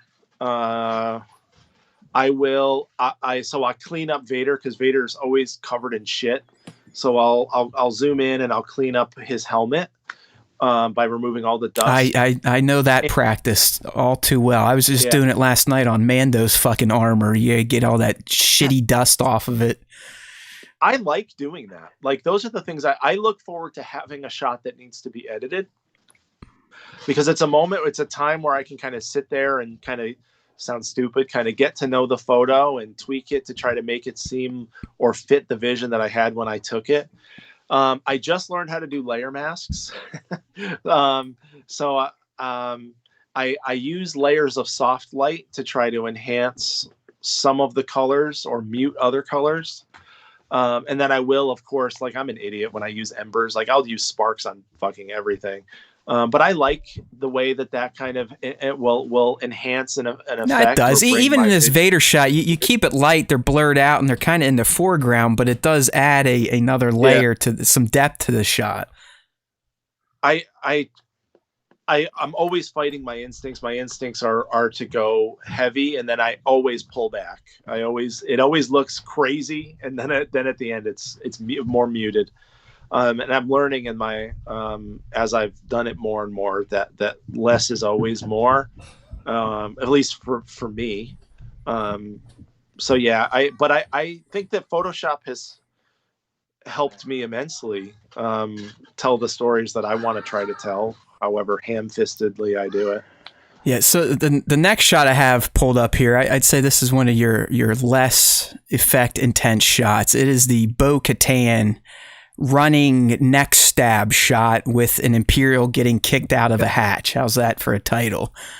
But this is another shot where, you just got great action. I like the run pose, but it's telling a story through the depth. Like, in the background, there's almost more going on than the foreground. You got, like, to me, you always have multiple stories in most of your shots. We're going to get to some of the Grogu ones, but it's like Grogu's doing his thing, Din's doing his thing. And this one, again, the main focus is on Bo, but if you look in the background, you get, again, the Imperials getting booted. It looks like another Mando's just looking down at a dead stormtrooper, like, get some. It just, you definitely have multiple layers or stories going on in each of your shots here. That idea, the Mando kicking the Imperial officer out of the ship, was the main idea of the shot. So I was like, well, I kind of need something else to be going on. I wanted it to be more of a squad of Mandos doing stuff. And I hadn't had Bo-Katan for that long. And I always loved the fact that the Mandos have these little vibro blades and they get to do stabby stuff. So I thought that I would combine the two ideas into that one shot. And it's one of the first times I was using, I think I had like a printed poster board, like, kind of acting as the environment outside of the ship. Because compositing that kind of stuff is, again, a challenge. So I felt like I had the ability to do more because I could extend the scene.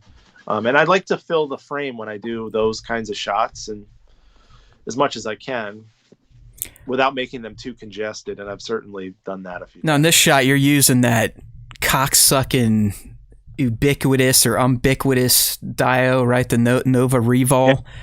And now, are you like me and you've built one formation of it and you've left it that way for years now because you don't feel like dealing with that nonsense again? Okay, good. I use it as the ceiling for my space I know. wall, and that is. I love it. I love it. All people tell me, they're like, dude, you're an asshole. Just take it apart and build the next set. I'm like, no. I actually, for a Father's Day, my wife's like, what do you want for Father's Day? It's like, you know what? I'd really appreciate if someone would build this cocksucking set for me. And that's what she did. And it's going to stay that way until I get rid of it, sell it, whatever.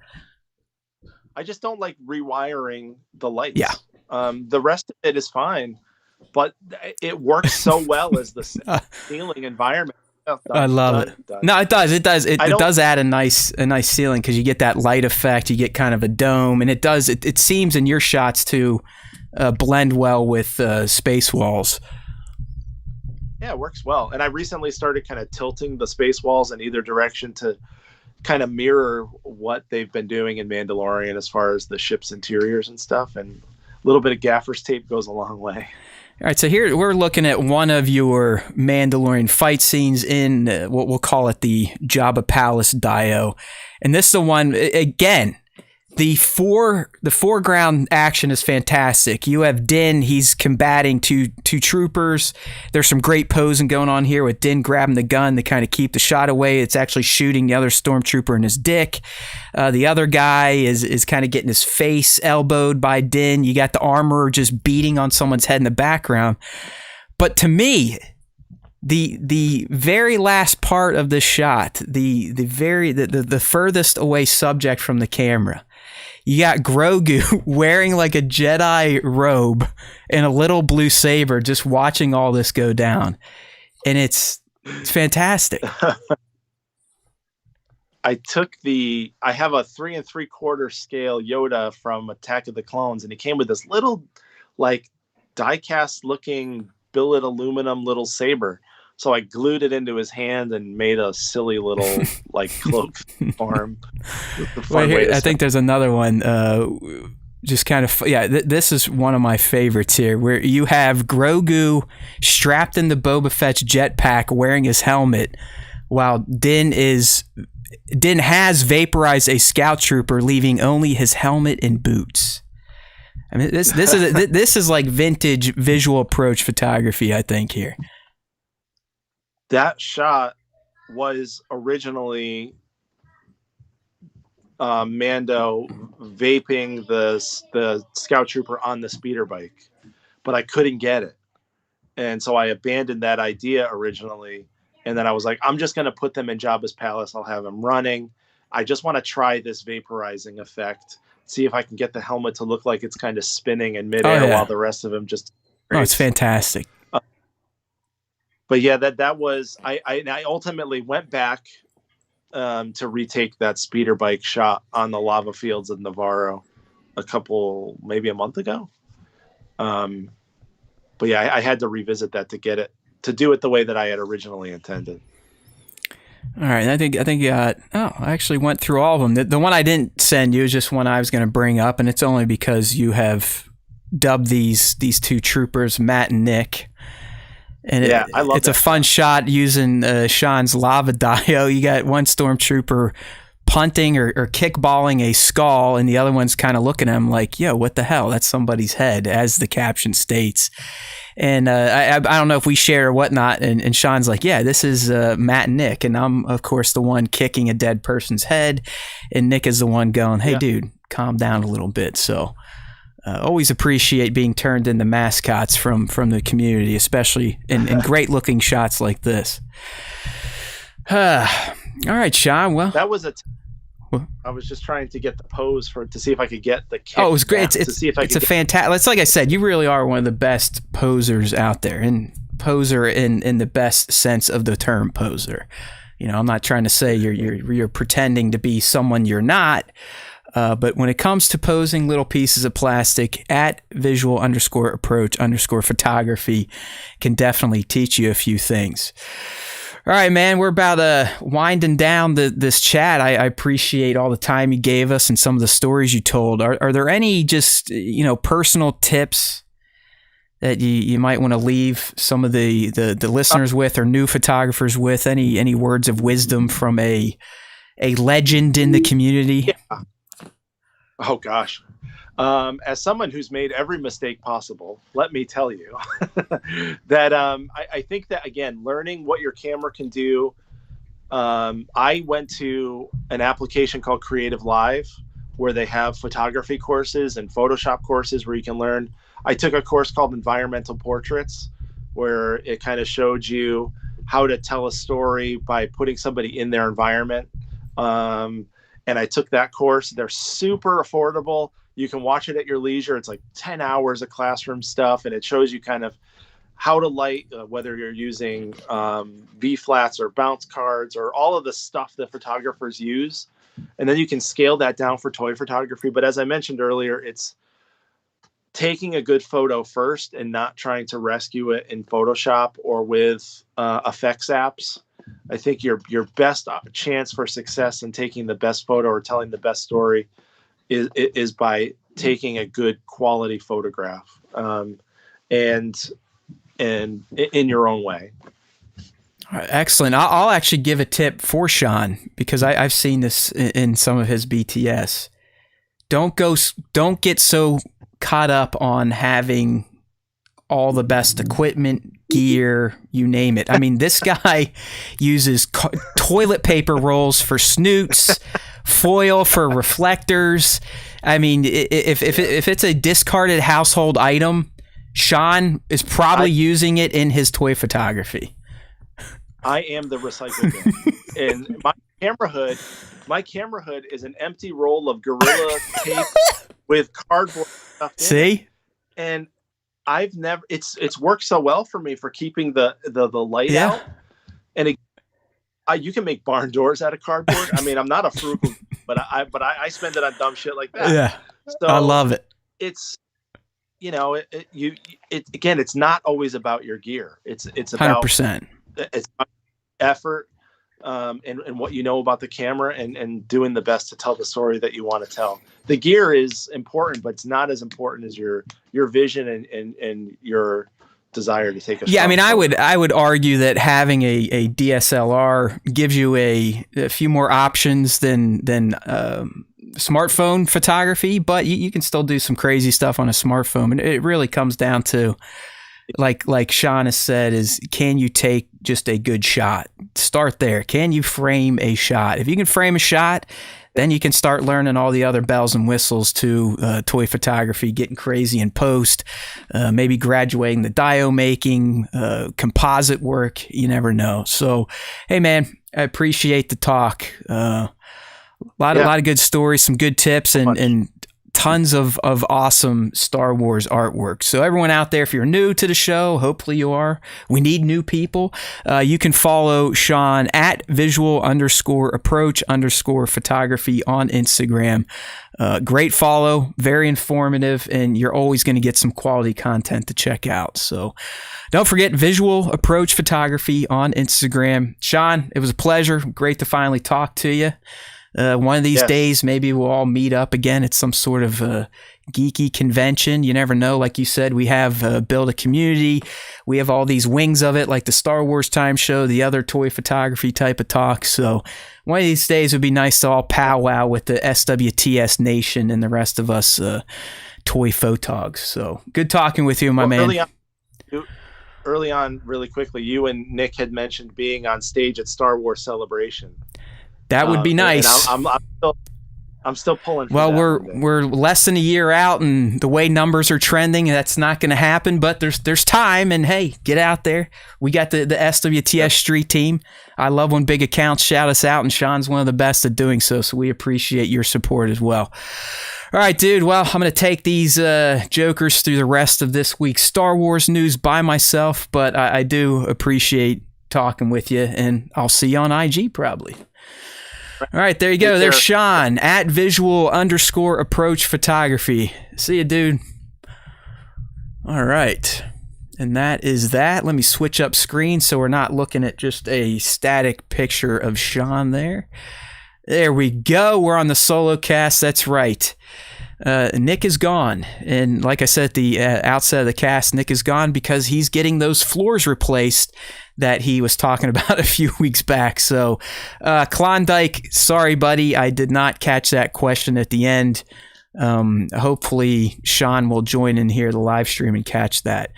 But it sounds like he might paint some of them. It sounds like he was into airbrushing earlier on, but I definitely failed you there, good sir. That was what we call a Baba Booey. All right, so that was great. I mean, I always love talking to people from the community. It didn't look like Brando liked it too much, but can't please everybody. But now we're going to talk some Star Wars. Not that there's a ton to talk about this week, and it'll probably go quick just because I do not have my Chewbacca here today, because he essentially sounded like he was at a construction site, and we didn't believe that would provide the best sounding podcast. So it's Bad Batch time. And this is one I really was hoping to have Nick here because I knew we weren't going to be talking next week, as I will be out and he'll be doing solo. And I have a feeling episode 14 is going to pick things back up because, in my opinion, friends, and I know I've said I'd never say this, and I probably still won't use the word, and the word I'm talking about is filler, but S1E13, aka Infested, the latest Bad Batch episode, was about as basic as it gets. How's that? I'll use basic instead of filler. They're not much different, but I said I would never call anything Star Wars filler, so I'm going to stick to it because I'm a dickhead like that. But anyways, before I kind of get breaking down the nuances of Infested, just general opinion. I'm never going to be turned off by Star Wars content. I think Sean said something great today, like, hey, I'm never going to, Star Wars content's not going to get me angry, or I'm not going to be upset or boycott Star Wars content because this, that, and the other thing. But Bad Batch S1E13 was definitely a slog of an episode. It didn't push a single thing forward. And I've always argued in every other episode of the Bad Batch, there's been world building, something has happened, either character growth, world building, lore addition, lore highlights, whatever you want to call it. That didn't happen at all in Infested. There was zero world building, zero character growth, zero lore being uncovered before our eyes. It was just an episode. It reminded me of some episodes from the Clone Wars. So, I'm not going to sit here and be like, blah, blah, blah, blah, blah, blah, blah, blah, blah, blah, blah. I'm not going to get angry about it. It just was, it was a ho-hum episode. Nothing happened that pushed any of the main Bad Batch narrative forward. Omega didn't grow as a character. The Batch as a team didn't grow as characters. It was essentially the same thing. Hey, we don't want to help. Omega says, guys, we should help. They help. Miller time. All right? Nothing happened here. We've known for multiple episodes now that they no longer need to be in service to Sid. So she's, kind of blackmailing them at this point. They don't even need to be on Ord Mantell. They don't need to save her. I mean, it felt like a misstep, as Baba Booey said about the iPad and Apple way back when. It just like this late in the season's run, did we need a basic episode?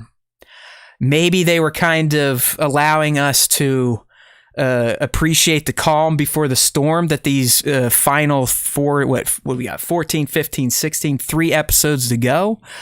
But it just seemed like for the first time this season, we had no movement of the narrative, the Bad Batch narrative. Nothing on the Empire side, nothing really happened with the Bad Batch. You know what I mean? So overall, Infested to me was the worst episode of the Bad Batch's first season so far.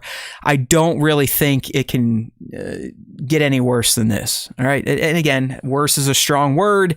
It's not like I threw up and stabbed my eyes out after watching it. I just did not feel like it added to the Star Wars universe as a whole or to its own series. So kind of a little bit of a dud in Infested. But either way, I got up, I watched it, I broke it down. So let's go ahead and kind of dive into some of the eggs and references that popped up here.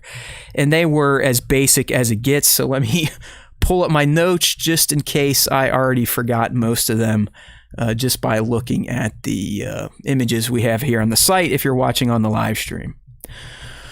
All right, so up first, we got a Gundarks mention. I believe Echo brings this up. It's very similar to the Gundarks mention from Attack of the Clones, where, you know, the good guys are kind of being introduced. Here, the Bad Batch is showing up. They're talking about a mission, and Echo is like, hey, it better not be like those Gundarks. Again, it mirrored the conversation between Obi-Wan and his Padawan Anakin in Attack of the Clones before they met with his lady love Padme in her apartment. This episode also, for the first time, featured the Pikes, which is one of the main players in the Star Wars criminal underworld. So this is the first time we got to see the Pikes at work in the Bad Batch, and clearly they still have some influence over the galaxy and carry a little bit of weight. You know, I mean, this Roland Duran guy did not want to mess with the Pikes, so they definitely are a faction, a criminal faction that is not to be messed with at this point in time. When there's Pikes, there's also going to be some spice. All right, so we got a spice mention from Sid when she started selling the plan to rescue her parlor, as she calls it, from Roland and his forces. Spice has been mentioned throughout Star Wars. It's what got Han Solo in trouble with Jabba the Hutt. It was a kind of a main aspect of the Clone Wars final season with the Martez sisters arc. And now again, it's being used to drive a plot forward, even if it didn't drive the series' plot an inch forward. It at least drove this episode's plot forward. And our last reference / egg is the fact that Roland mentions or threatens to the Pikes go back to Obi-Dia, which is their main planet, their stronghold, which was also featured in the last season of the Clone Wars, like I said, during the Ahsoka and was it Martell's or Martez sisters? Who cares, right? Doesn't matter. Trace and Rafa. So those were our eggs and references from this rather ho-hum basic type of Bad Batch episode.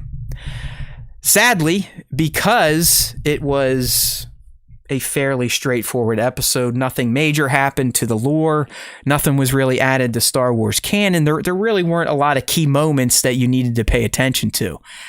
One I kind of threw out there, and I teased it earlier, is the whole...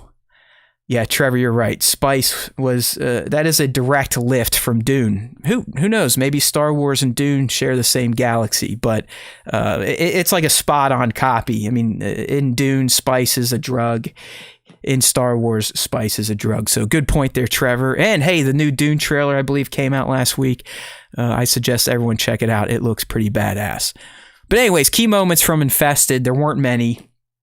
But earlier I kind of teased, like, listen, the Bad Batch owes nothing to Sid at this point. Ship's been paid off, their debt's been paid off, they're just kind of hanging out. And it was in this episode where you see that even though they don't owe her a monetary debt anymore, she still essentially owns them through blackmail. Because, you know, Omega was trying to work her game on Hunter, like, come on, let's do it. It's the right thing to do, even though he's a criminal. And Hunter's like, what the fuck are we doing here? Why are we helping bad people now? And Sid essentially goes like, listen, guys, you're not going anywhere because of what I know.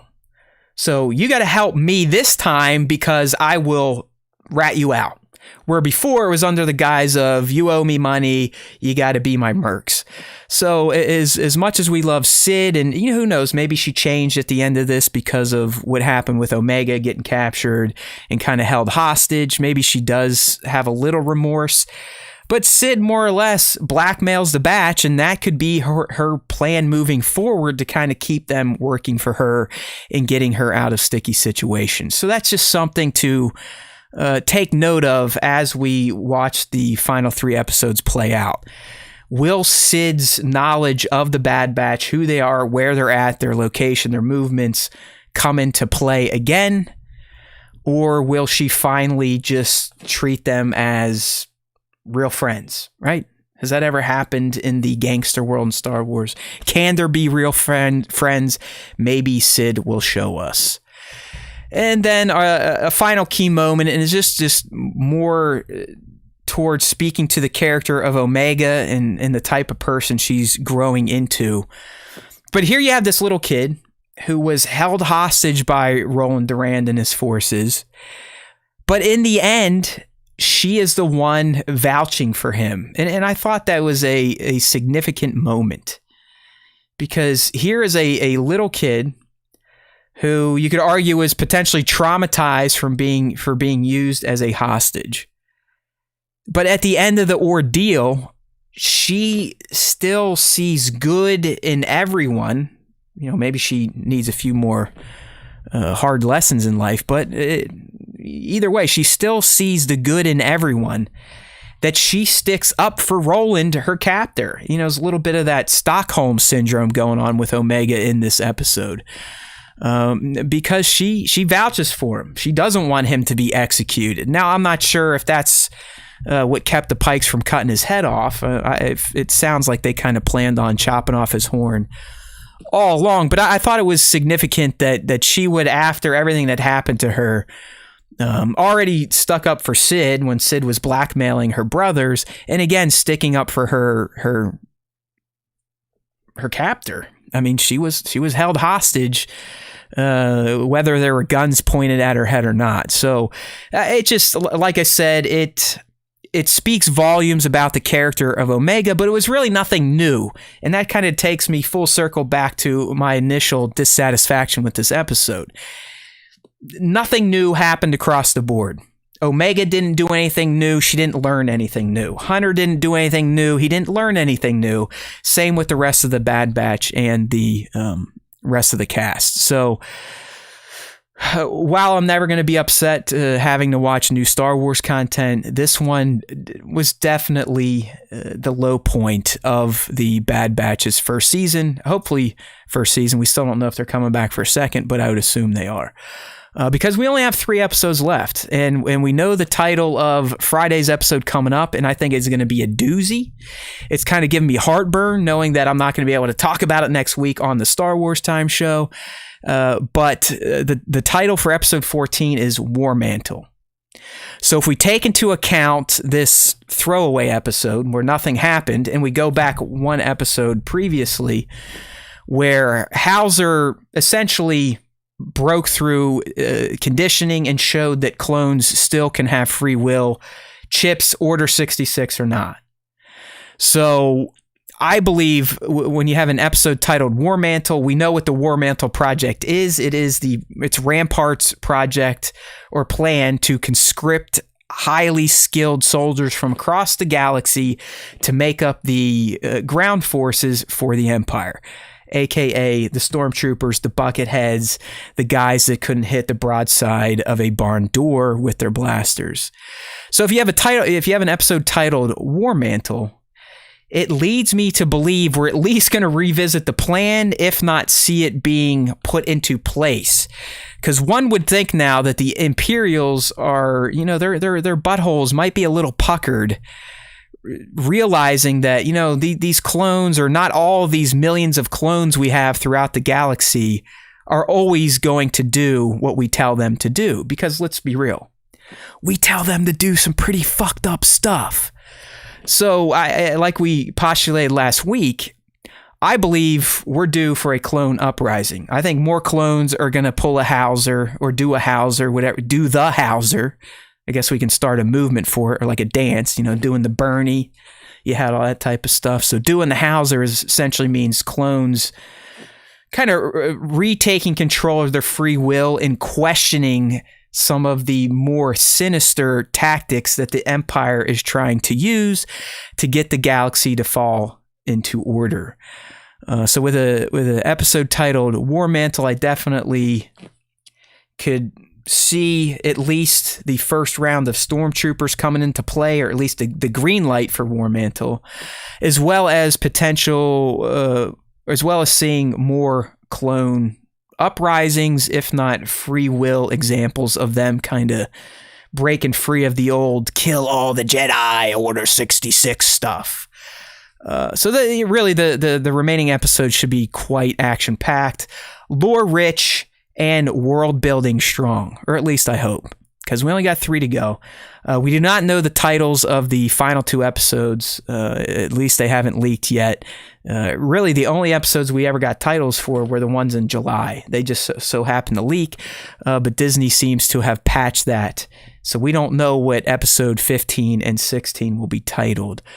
But I have a feeling that War Mantle could potentially kick off a Clone Wars-like arc where it's, 3 episodes that all connect to each other to kind of finish things strong. Or at least the final 2 episodes will probably connect. All right, so there you go. There's your solo Bad Batch recap, and you'll be getting another one next week. I did tell Nick, if I can't control myself after I see War Mantle on Friday, and there's stuff that I just feel like I have to get my thoughts out because I'm such a narcissist, I may record my own take real quick so he can play it on the show after his take. I know, ridiculous, but that's just me, my friends. Okay, so kind of sticking with the Star Wars animated universe and how characters from that universe have been graduating into live action, we may have got some confirmation to some rumors we have talked about before on this show, in particular when we are discussing the possibility of a live action Thrawn and Ezra Bridger. We've talked about this in the past. We heard the rumor about Mina Massoud, the guy that played Aladdin, live action Aladdin, playing the role of Ezra. We've spitballed who could play Thrawn. There's Fassbender, Benedict. He's like, fuck you, I'm not painting myself blue.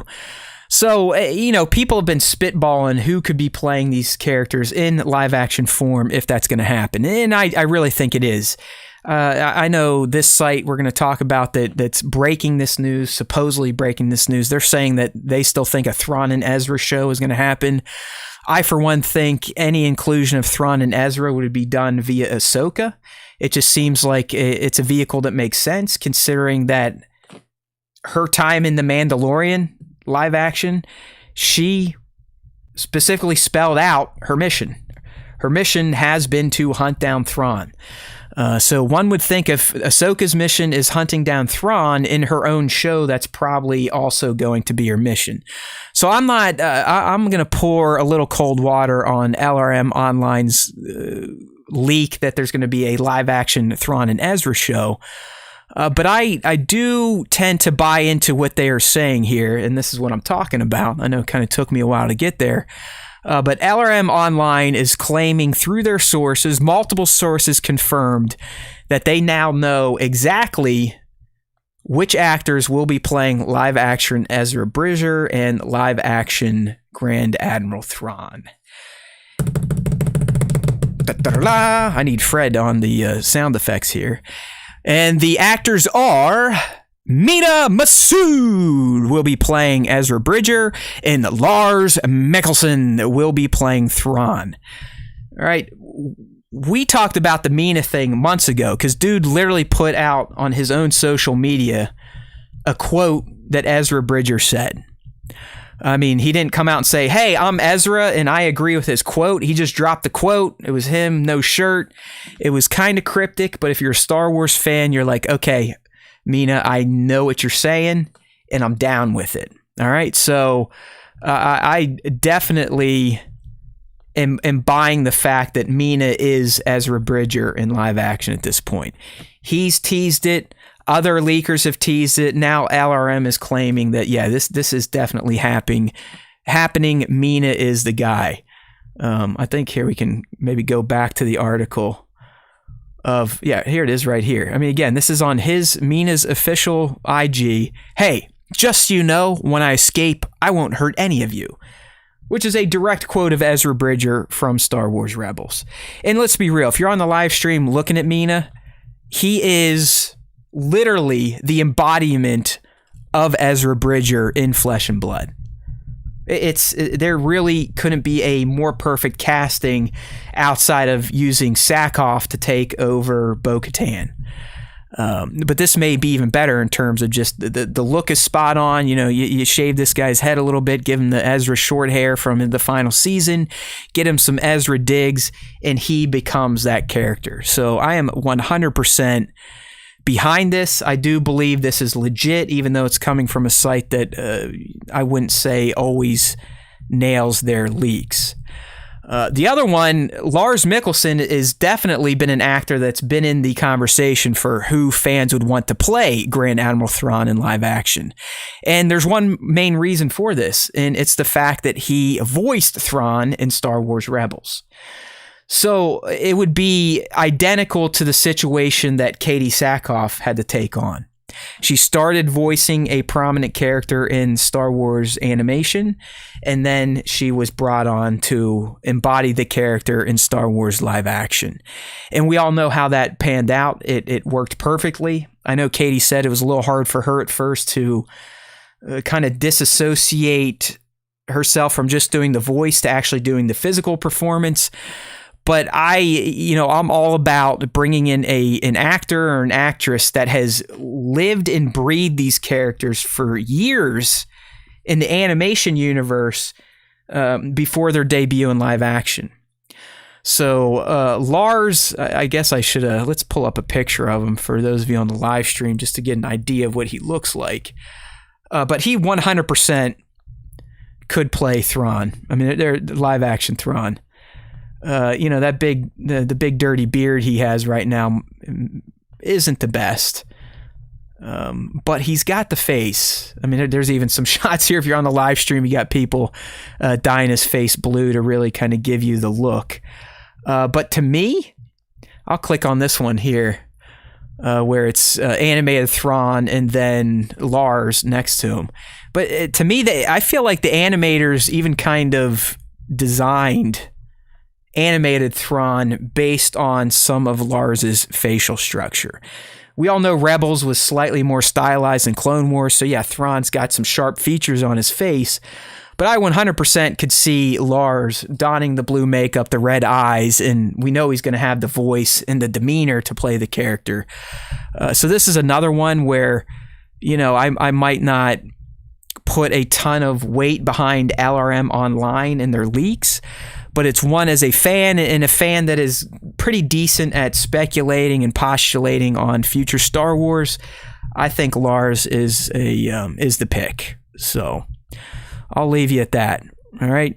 Mina Massoud confirmed through a leak to be playing live action Ezra, and Lars Mikkelsen through a leak confirmed to be playing live action Grand Admiral Thrawn. Good stuff, my friends. Good stuff.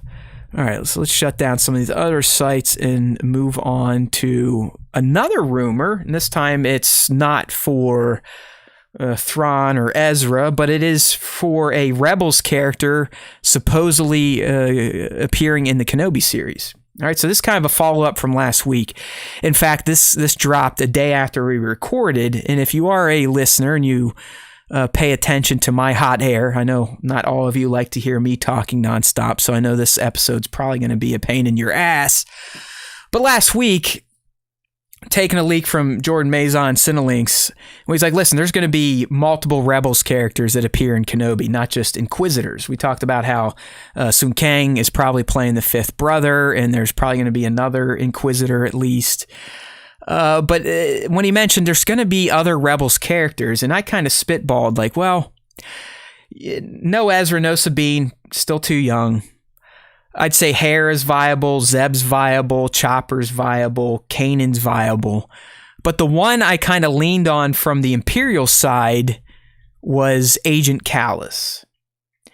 And I don't know, I feel like if they're going to take Rebels characters, it seems like taking an Imperial, specifically Kallus, may be the better move for Kenobi. Because if you think about it, I mean, he's in the ISB. He would definitely be involved in any type of searches for Jedi. I mean, that's what he was doing initially with Vader and the Inquisitors. They're essentially working hand in hand before he decided to become a traitor to the Empire. So someone like Kallus in the ISB around the time that Kenobi is going to be set, to me, makes a ton of sense. He would be a great character from the Imperial side, coming from Rebels to kind of give us that connective tissue back to the animated series. But also because I believe the organization he is in the Empire would be directly involved in any sort of Jedi hunts, Jedi fact-finding, you name it. So, if we are going to buy into the whole Princess Leia's in Kenobi and she's the MacGuffin to kind of get the plot moving, there's a good chance that Agent Kallus or other ISB agents were the one that figured some shit out and were the impetus for Kenobi possibly needing to protect young Leia. So, at this point in time, at least rumor level, fifth brother is going to be in Kenobi, played by Sung Kang. Agent Kallus is going to be in Kenobi. And here's the other part of this story. Now, one of the leakers, Jordan Mazin here, after this leak about Kallus being in Kenobi came out, just posted a picture, what the hell is that? A portrait of Rupert Friend, who we know is confirmed to be in Kenobi. So to me, if one leaker is posting a picture with no caption as a response to another leaker outing Kallus being in the show, it was almost as if this leaker was saying, "Oh yeah, I know that, and this is the guy that's playing him." So if you know what Rupert Friend looks like, I got a picture of him up on the live stream if that happens to be how you're consuming this episode. If not, you can check it out on StarWarsTime.net. It will be linked in the cast post for episode 172. But Rupert Friend could definitely play an Agent Kallus. Maybe give him some of those mutton chops, slick his hair back. And I think Nick and I even said, just looking at Rupert in that official casting grid that came out months ago, he looked like an Imperial. So that's kind of another reason why I ran with this story this week. I do, even last week, I was believing that if there are going to be more Rebels characters, Kallus would be the pick. And then we get this follow-up with the added bump of, hey, Rupert Friend's in this show. No one knows who he's playing yet. And guess who he could look like? So I'd be all for Kallus in Kenobi for the reasons I just outlined a bit earlier. Okay, I'm going to take a few deep breaths before we transition into this week's version of the Storytime segment. I've been busy these days with Storytime because of the War of the Bounty Hunters miniseries, which, again, is crossing over with all of the proper Star Wars runs. So Vader, Bounty Hunters, Aphra, Star Wars, you name it. So we got an update last week in the issue of Darth Vader 14. And we got some pretty interesting canon in this issue, as well as a slightly different perspective of what happened in War of the Bounty Hunters #2. So it seems these days in this miniseries, the proper runs like Vader, they may progress the War of the Bounty Hunters plot, or they may show different angles and or perspectives of what was going on in the other comic, just from a different character's point of view. So it's kind of cool, and that's sort of what happens in Darth Vader 14. But first, I always try to outline the new canon that pops up in these comics. The Vader issues, they take place in between Empire and Jedi, just for those of you that are taking notes out there. But the main canon here, and I teased this before based on Darth Vader 13, but it's confirmed in this issue that Sly Moore, one of Palpatine's administrators from the prequels, the Umbaran, the all bald one that wore she kind of looked like Mr. Freeze, let's be real, from the prequels. But Sly Moore definitely has Force powers. All right, so that is confirmed at this point in time. Sly Moore had Force powers, and with them, she tried to take out Vader before the events of Return of the Jedi. So that's some interesting canon to me. Again, this, you would think, being one of Palpatine's top lieutenants, administrators as they're called, that she probably wouldn't want to get mixed up in pissing him off. But as we learned in Darth Vader 13, she's in charge of some sort of hooded society that is 100% trying to work together to take out the Sith Lords ruling the galaxy right now. So what 14 does is it kind of shows us some flashbacks from Sly's perspectives and how she is going about this grand plan of trying to take out Vader and ultimately Palpatine. So what we learned through these flashbacks is that due to her failures in trying to take out Vader from earlier in this run, she gets demoted. She's no longer a senior administrator. Mas Amedda even kind of ridicules her. She becomes a sub-admin. All right, so obviously she's feeling a little salty, a little betrayed, a little pissed off. So she's sitting there doing some bullshit work with other Imperials, and they're reading through some hollows, and they happen to mention Skywalker. And right there, you can kind of see, like, okay, this lady knows about Luke, knows his importance to Vader and the Emperor, because, as I'm postulating, she definitely has some sort of Force connections, as I will bring up later. But she knows that Skywalker is her key to messing with Vader, all right, or taking Vader off the map.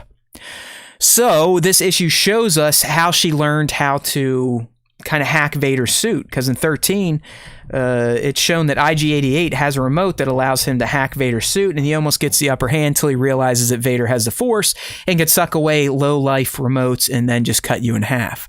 So she literally was on Coruscant, in the armory, stealing the secrets to hack Vader's armor.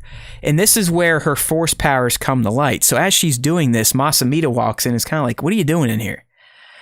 And you can see, like, she keeps moving her hand in the panels. Like, her hand's always up and pointed at someone, kind of like the, you know, these are not the droids you're looking for move.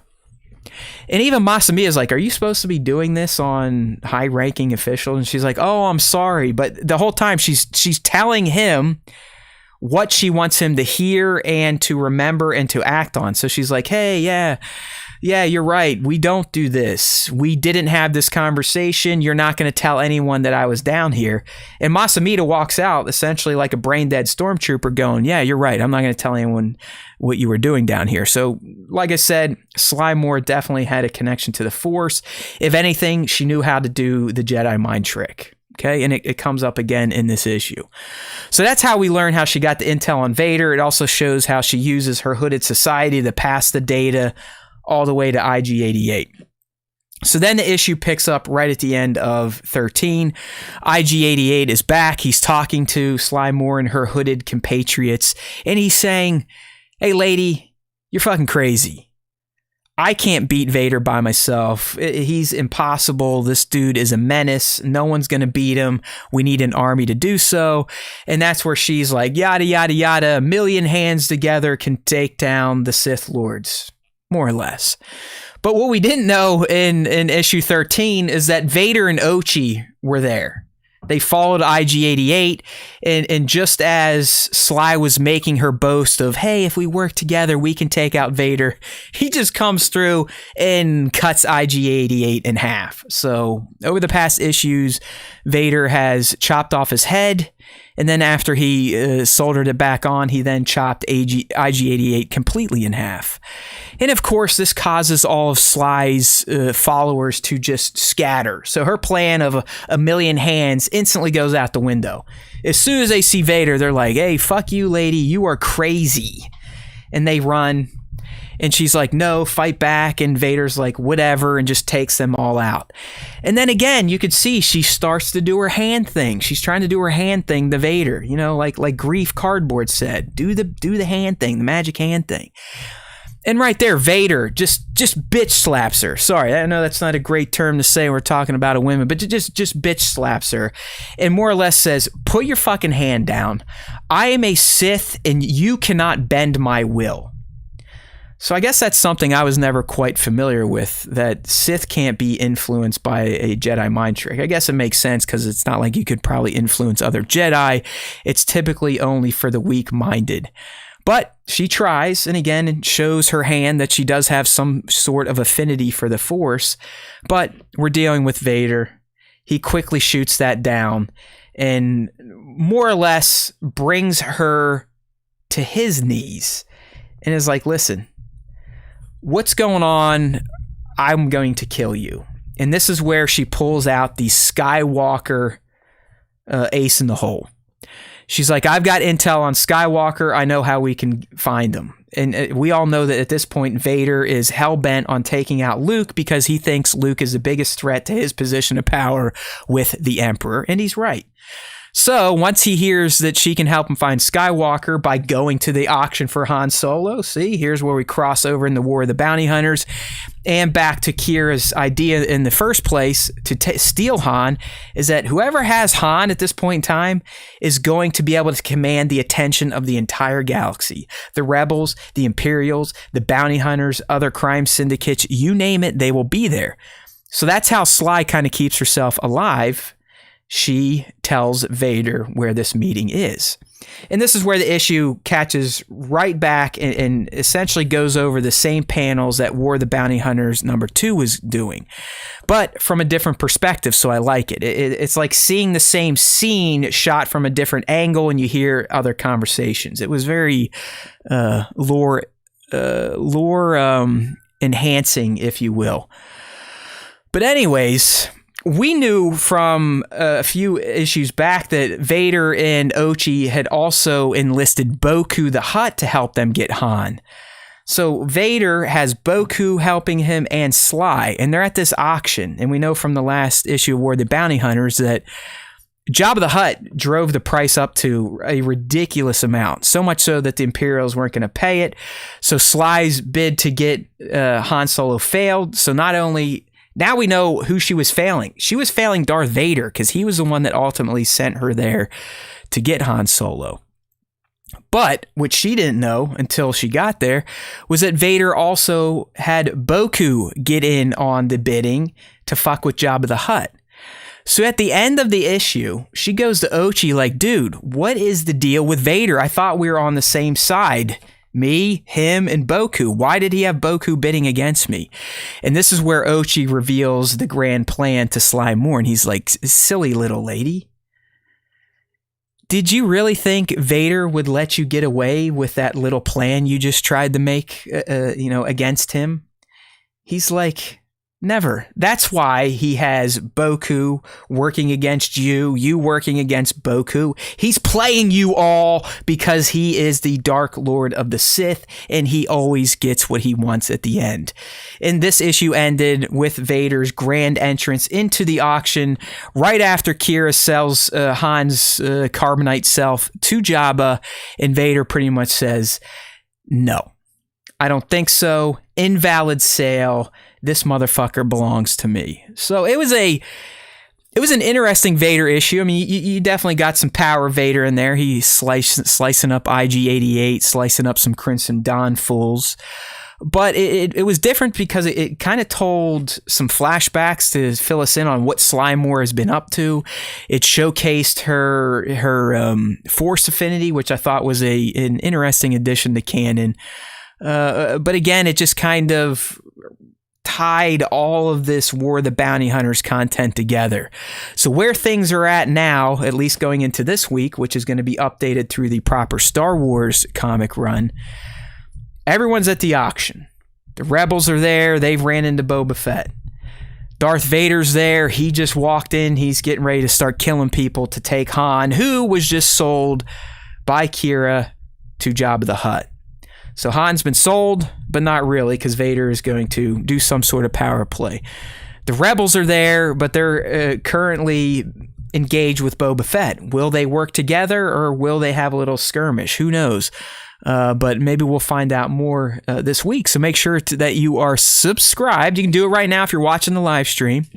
Sub to the Star Wars Time Show YouTube channel. Just do it. Click on the subscribe. Click on the little alarm for notifications.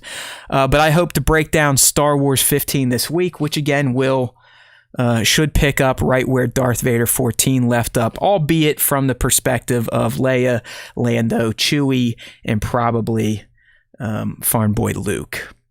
All right, so there is your story time with Matt.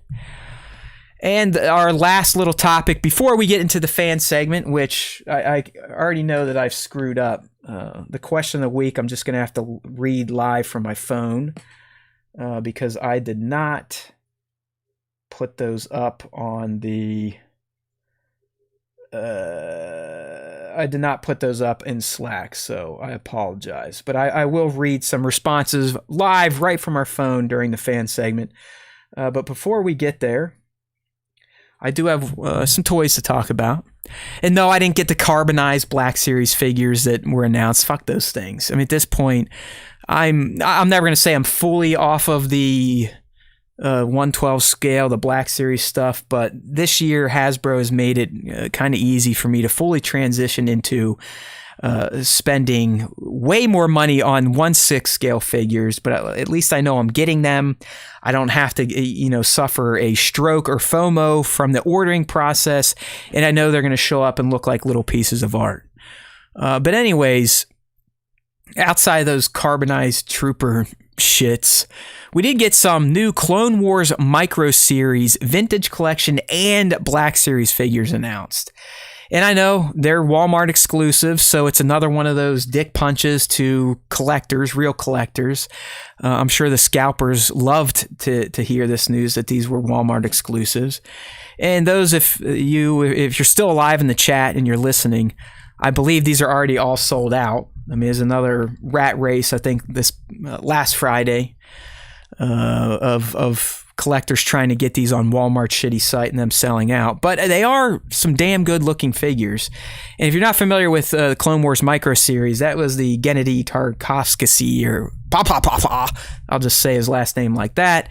Sorry, Gennady, but it's from his series, which I quite enjoy. I know some fans thought it was a little ridiculous, but I was a huge fan of it. And it did used to be canon because George commissioned this micro series to tell a tale of the Clone Wars in between Attack of the Clones and Revenge of the Sith. In fact, the second season of the micro series is a literal lead up to the start of Revenge of the Sith and why the Jedi boys get called back to help Palpatine, who has been abducted.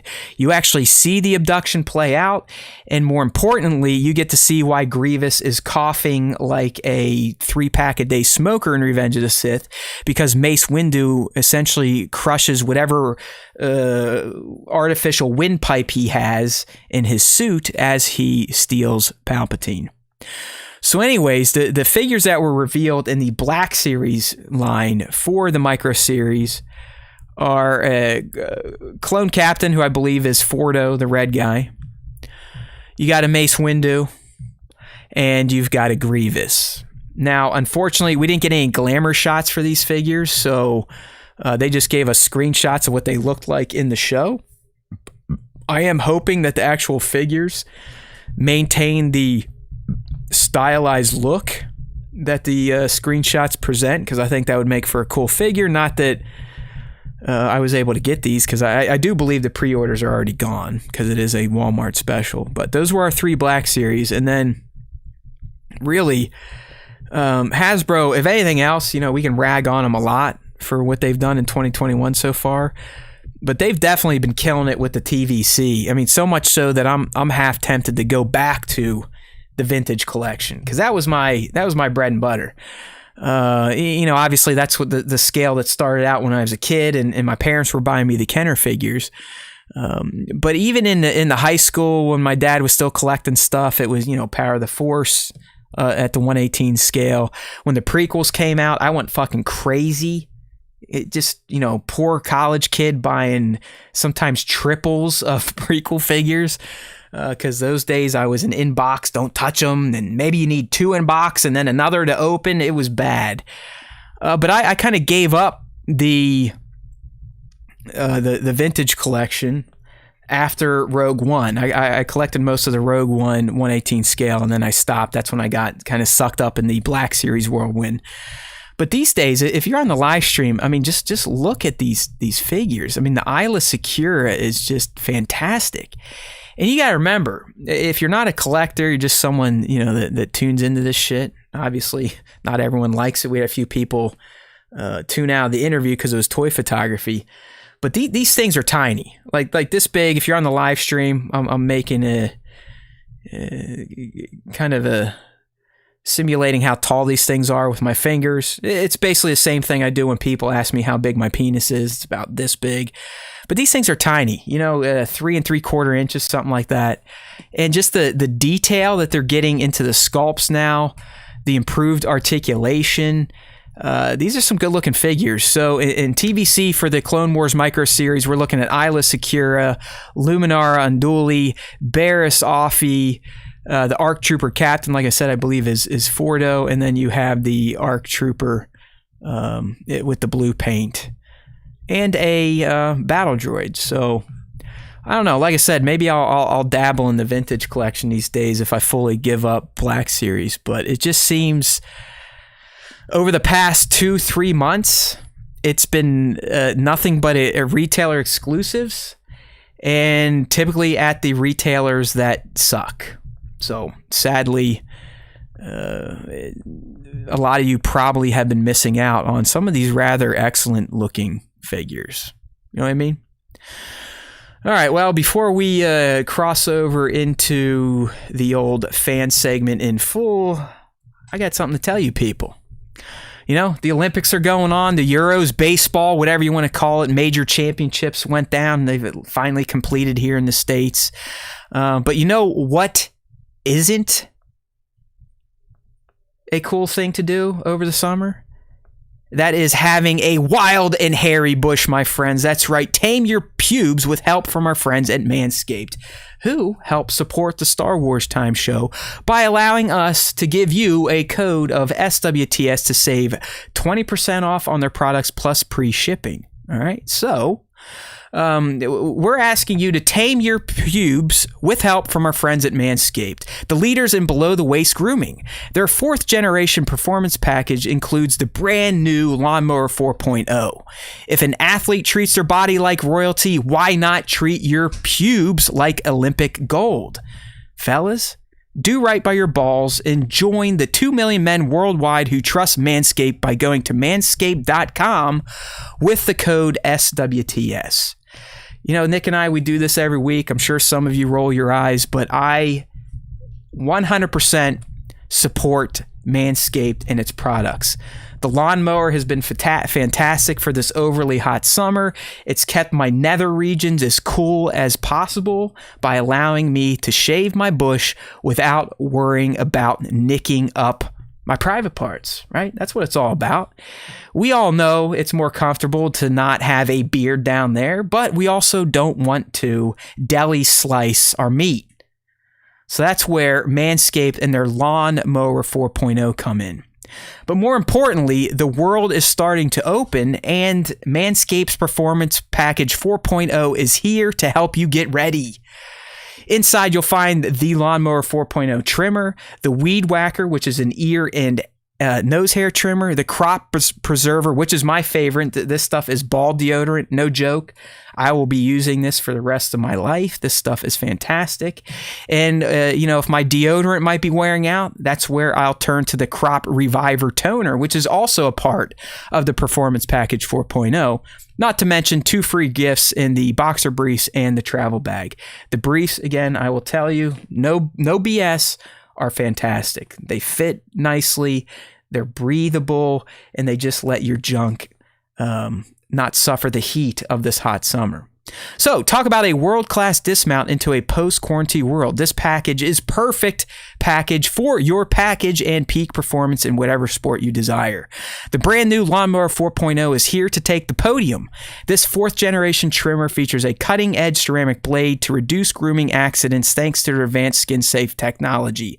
And I can vouch for that ceramic blade. It does not nick. All right. So the Lawnmower 4.0 also has a 7,000 RPM motor. So this thing can definitely whack through some thick bushes. Not to mention its multi-function on-off switch, which even has a travel lock. And this thing also has a 4000K LED spotlight, just in case you like to shave in dark rooms. All right. Did I mention that it's also waterproof? Well, it is. So Michael Phelps is drooling just thinking about the possibilities. The package also comes with the Weed Whacker, which is the ear and nose hair trimmer. And this thing is also waterproof. And it has a 9,000 RPM motor with a 360-degree rotary dual blade system to rip those nasties out of your nose and ear. All right, so after you trim your pubes, show them some sportsmanship with the Manscaped's liquid formulations. I'm telling you, my friends, these things are fantastic, especially if you had some smelly balls. The Crop Preserver Ball Deodorant and Crop Reviver Ball Toner are definitely key to feeling victorious this year. And don't forget, if you do opt to get the Performance Package 4.0, you'll also get a pair of some kick-ass Manscaped boxers and the Shed travel bag. So, to get 20% off and free shipping, use the code SWTS at manscaped.com. That is 20% off plus free shipping at manscaped.com.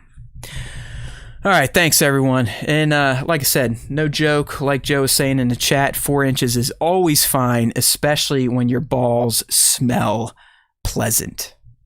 And that's what the deodorant and the Reviver can do for you.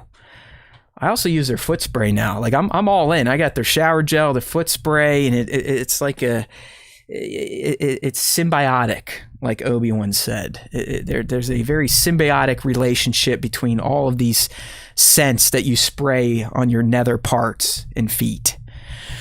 All right, so don't forget, SWTS at manscaped.com to get 20% off plus free shipping.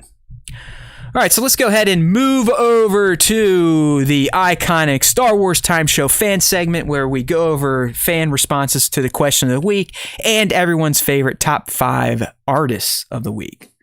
Like I said, I kind of fucked up and did not post the question responses, so I'll just do it live, right? Fuck it, I'll do it live. You got it, Bill. All right, so let's pull this up and see, did we get any responses? Oh, wow, we did get some responses. I'll try to get some people that have not been mentioned before. So here we go. We got Dark Dan 115. Dark Dan 115 said, when all the batch grabbed their guns in sync and hid Omega behind Hunter. Yes, the brothers definitely will protect their little sister. 12 and a half parsecs had to say in response to the fan question of the week, which was just, hey, what was your favorite part of the most recent episode of The Bad Batch? And 12 and a half parsecs said, a great episode. Love seeing the Pikes, and I thought them dismembering someone, especially a prominent member of another crime syndicate, was ruthless. The scary side to this galaxy that we rarely see. While I'll disagree with 12 and a half parsecs that it was a great episode, I do appreciate the take. And that's why I love Star Wars and Star Wars fans for the most part.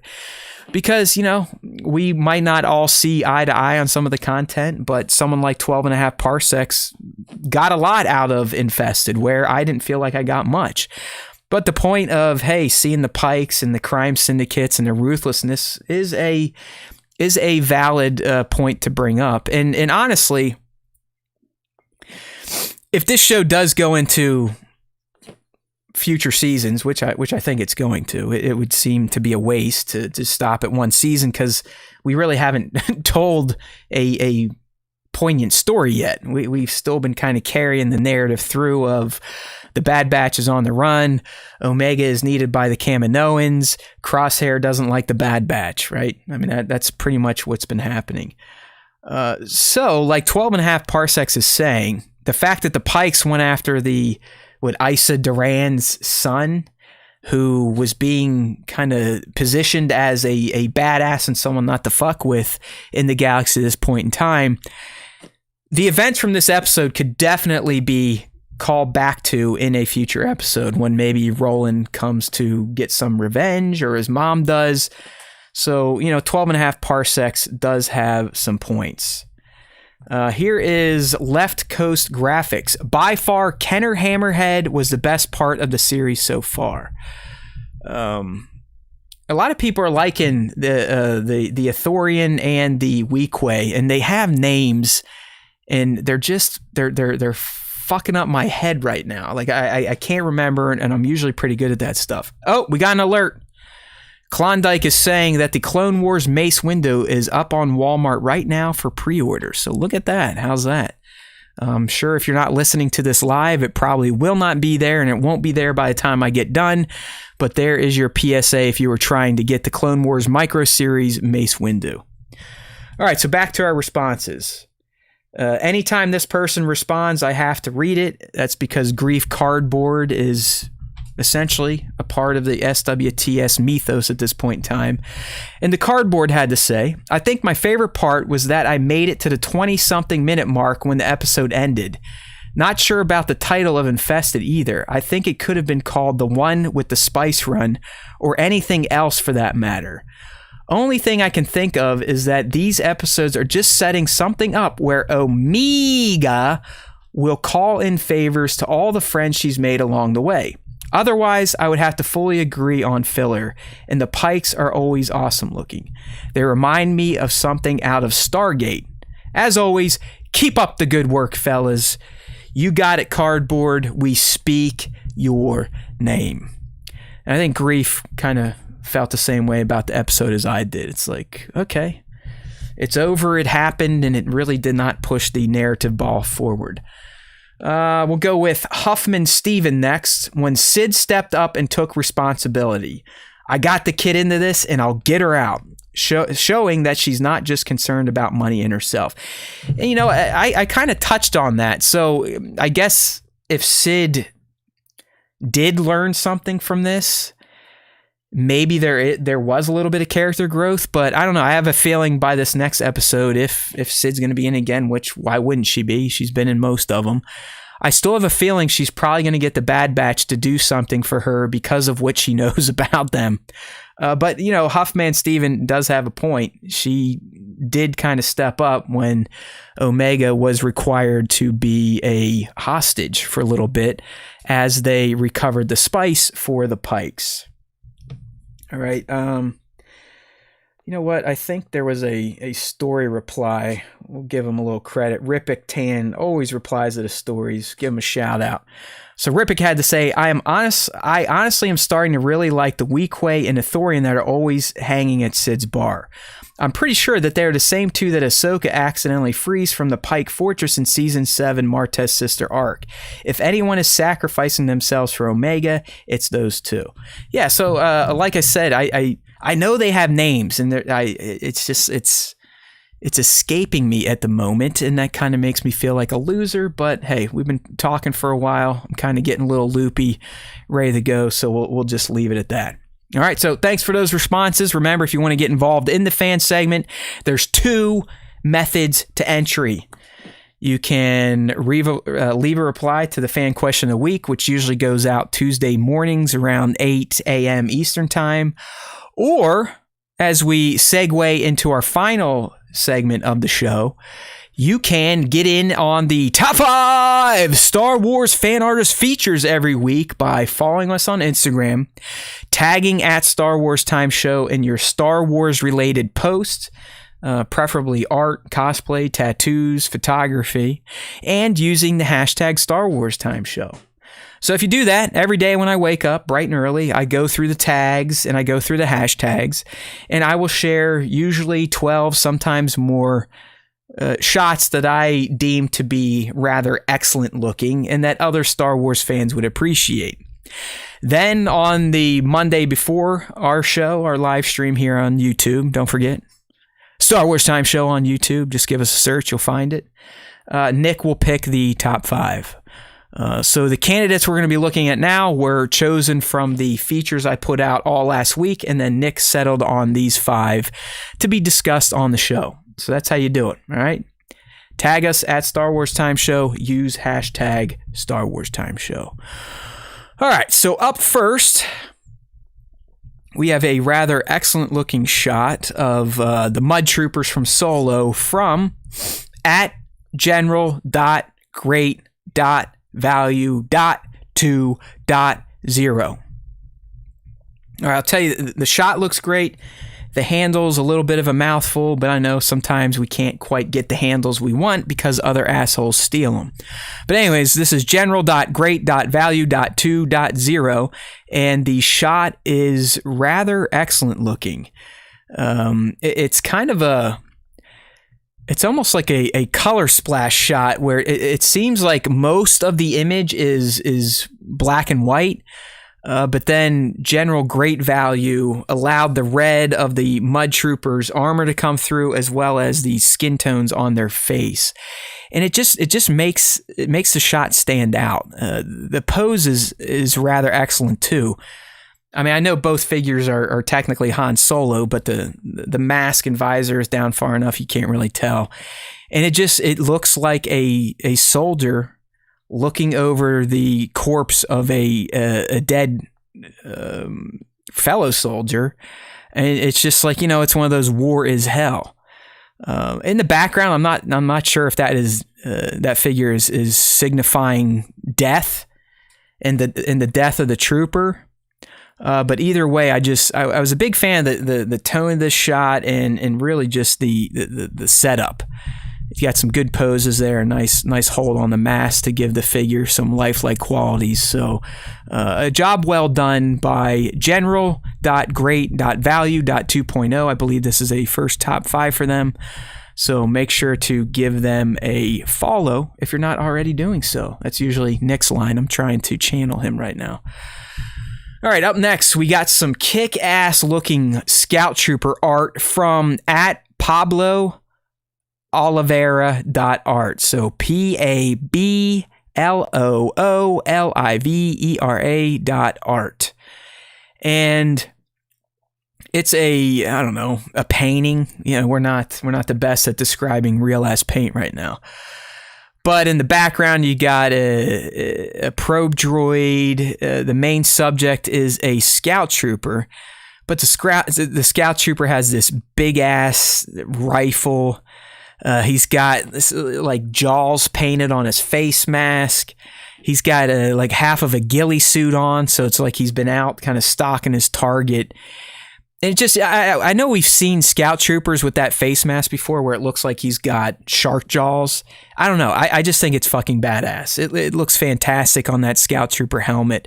And this art piece from Pablo Oliveira Art just does a fantastic job showcasing a scout trooper as a true scout, a sniper out there kind of scouting the path before the main battalion moves in. I mean, he's got his Star Wars version of the ghillie suit, like I said, still has his armor on, has a little personality with the mask paint, but it's just a fantastic art piece, and apparently a lot of our followers thought so because it garnered almost 4,000 likes. And if we go check out Pablo's full account, there's there's plenty of excellent work here. Looks like they do a lot of Marvel stuff. Some excellent Marvel portraits. Here we go. Here's some more Star Wars art. Yeah, just great stuff. I mean, you got a live action Ahsoka art piece. You got Mando on a Bantha art piece. These are just really just beautiful pieces of real ass paint. Here's Luke doing his thing. Fantastic. So there you go. There's a new real ass artist to follow if you're a toy photographer or vice versa. This is at Pablo Oliveira.art on Instagram. Up next, we have a shot from at Mando Calrissian _. How about that for random characters in a username? This is a pretty cool shot of Bo-Katan blowing a stormtrooper's face off.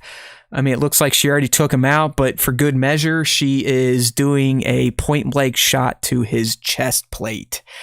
I just kind of like the action vibes of this shot. I like the sparks coming out of the stormtrooper's chest plate, and Bo just kind of really looking like a badass, like die motherfucker, just sitting down there actually blasting this dude to smithereens. This is a figure that I do own, and I am hating myself for not taking it out on a shoot yet, because she really does pose well, as at Mando Calrissian _ is showing us in these action shots. She just looks great holding her pistols. What can I say? So good work from at Mando Calrissian _ on Instagram. All right. Well, this is a Ches pick shot, but apparently I have to view it on Instagram. All right, here we go. Now we can see it. It's like we're getting cock blocked here. All right, so this is a Ches pick shot. We all love Ches picks. One of the best natural light photographers out there. Really one of the best outdoor photographers. I mean, with Ches picks, it's usually no bullshit. Goes out to this lovely beach location he has, catches some amazing sunsets, but mostly just uses the environment around him. And I don't know, I appreciate that type of toy photography. It's how I started. It's how I prefer to shoot. Now, I mean, I love mixing up, getting into some digiramas or dioramas like our guest today, Visual Approach. But sometimes just being able to wheel out with your gear and your figures and then using the environment to create your scene, that's a very pleasurable toy photography experience to me. So anyways, we're looking at an awesome shot from at ChezPix66 of the Star Wars Rebels crew. And it's the full crew plus an Imperial probe droid. So, you got the Jedi have their lightsabers out. So Ezra and Kanan, they have their sabers out. The ladies have their blasters out. Chopper, he's got his little arms out going like, wah, wah, wah, wah. Probably saying, F this guy, F. I feel like that's all Chopper ever says. But really, the main action of the shot, the meat of the shot, is Zeb. He is in the middle. He's flanked by his companions, and he's the one holding the IPD over his head, getting ready to rip its legs off as if he was splitting the wishbone of a turkey. It's a fun setup. I love the Rebels. I enjoy seeing them all together. But just seeing Zeb doing what he does best, which is usually like Chewbacca and just using his physical prowess to take control. I really appreciate the pose of Zeb holding up that IPD, making it look like it actually is floating in the air and that he has just plucked it from said air and is going to smash it to bits. So this is at ChezPix66. We're a big fan. He typically gets a feature a week just because it's hard not to. All right, just go look at his account. Like I said, lots of lovely sunsets. Look at this. Look at that. He's got the Nomad Fett out there with the twin suns. Just beautiful type of stuff. You can expect to see from at ChezPix66 on Instagram. All right, and our last top 5 of the week before I say goodbye comes from at Snicket. That's at SNIKTTT. Think about the sound that Wolverine's claws make. I'm pretty sure that's what at Snicket is going with when it comes to the handle. But this is I guess we could call it a demented shot, but a humorous shot. And what we're looking at, imagine a Dexter kill room, but on the table is a stormtrooper, and the one playing Dexter is a Gamorrean guard. And what you see, this poor stormtrooper is being mutilated by the Gamorrean guard. He's been cut in half. He got some blood spatters coming out of his waist. Both his arms have been cut off. One of his legs has been chopped off.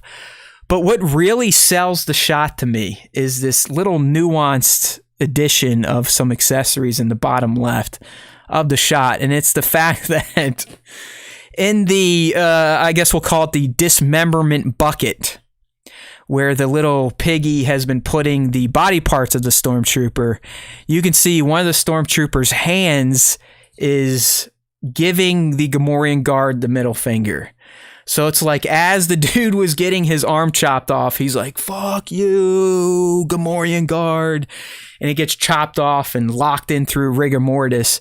So, you essentially have a dead, hacked up stormtrooper on a kill table, but in the bucket, it's his last parting shot to his killer of a middle finger, kind of telling the pig to go fuck himself.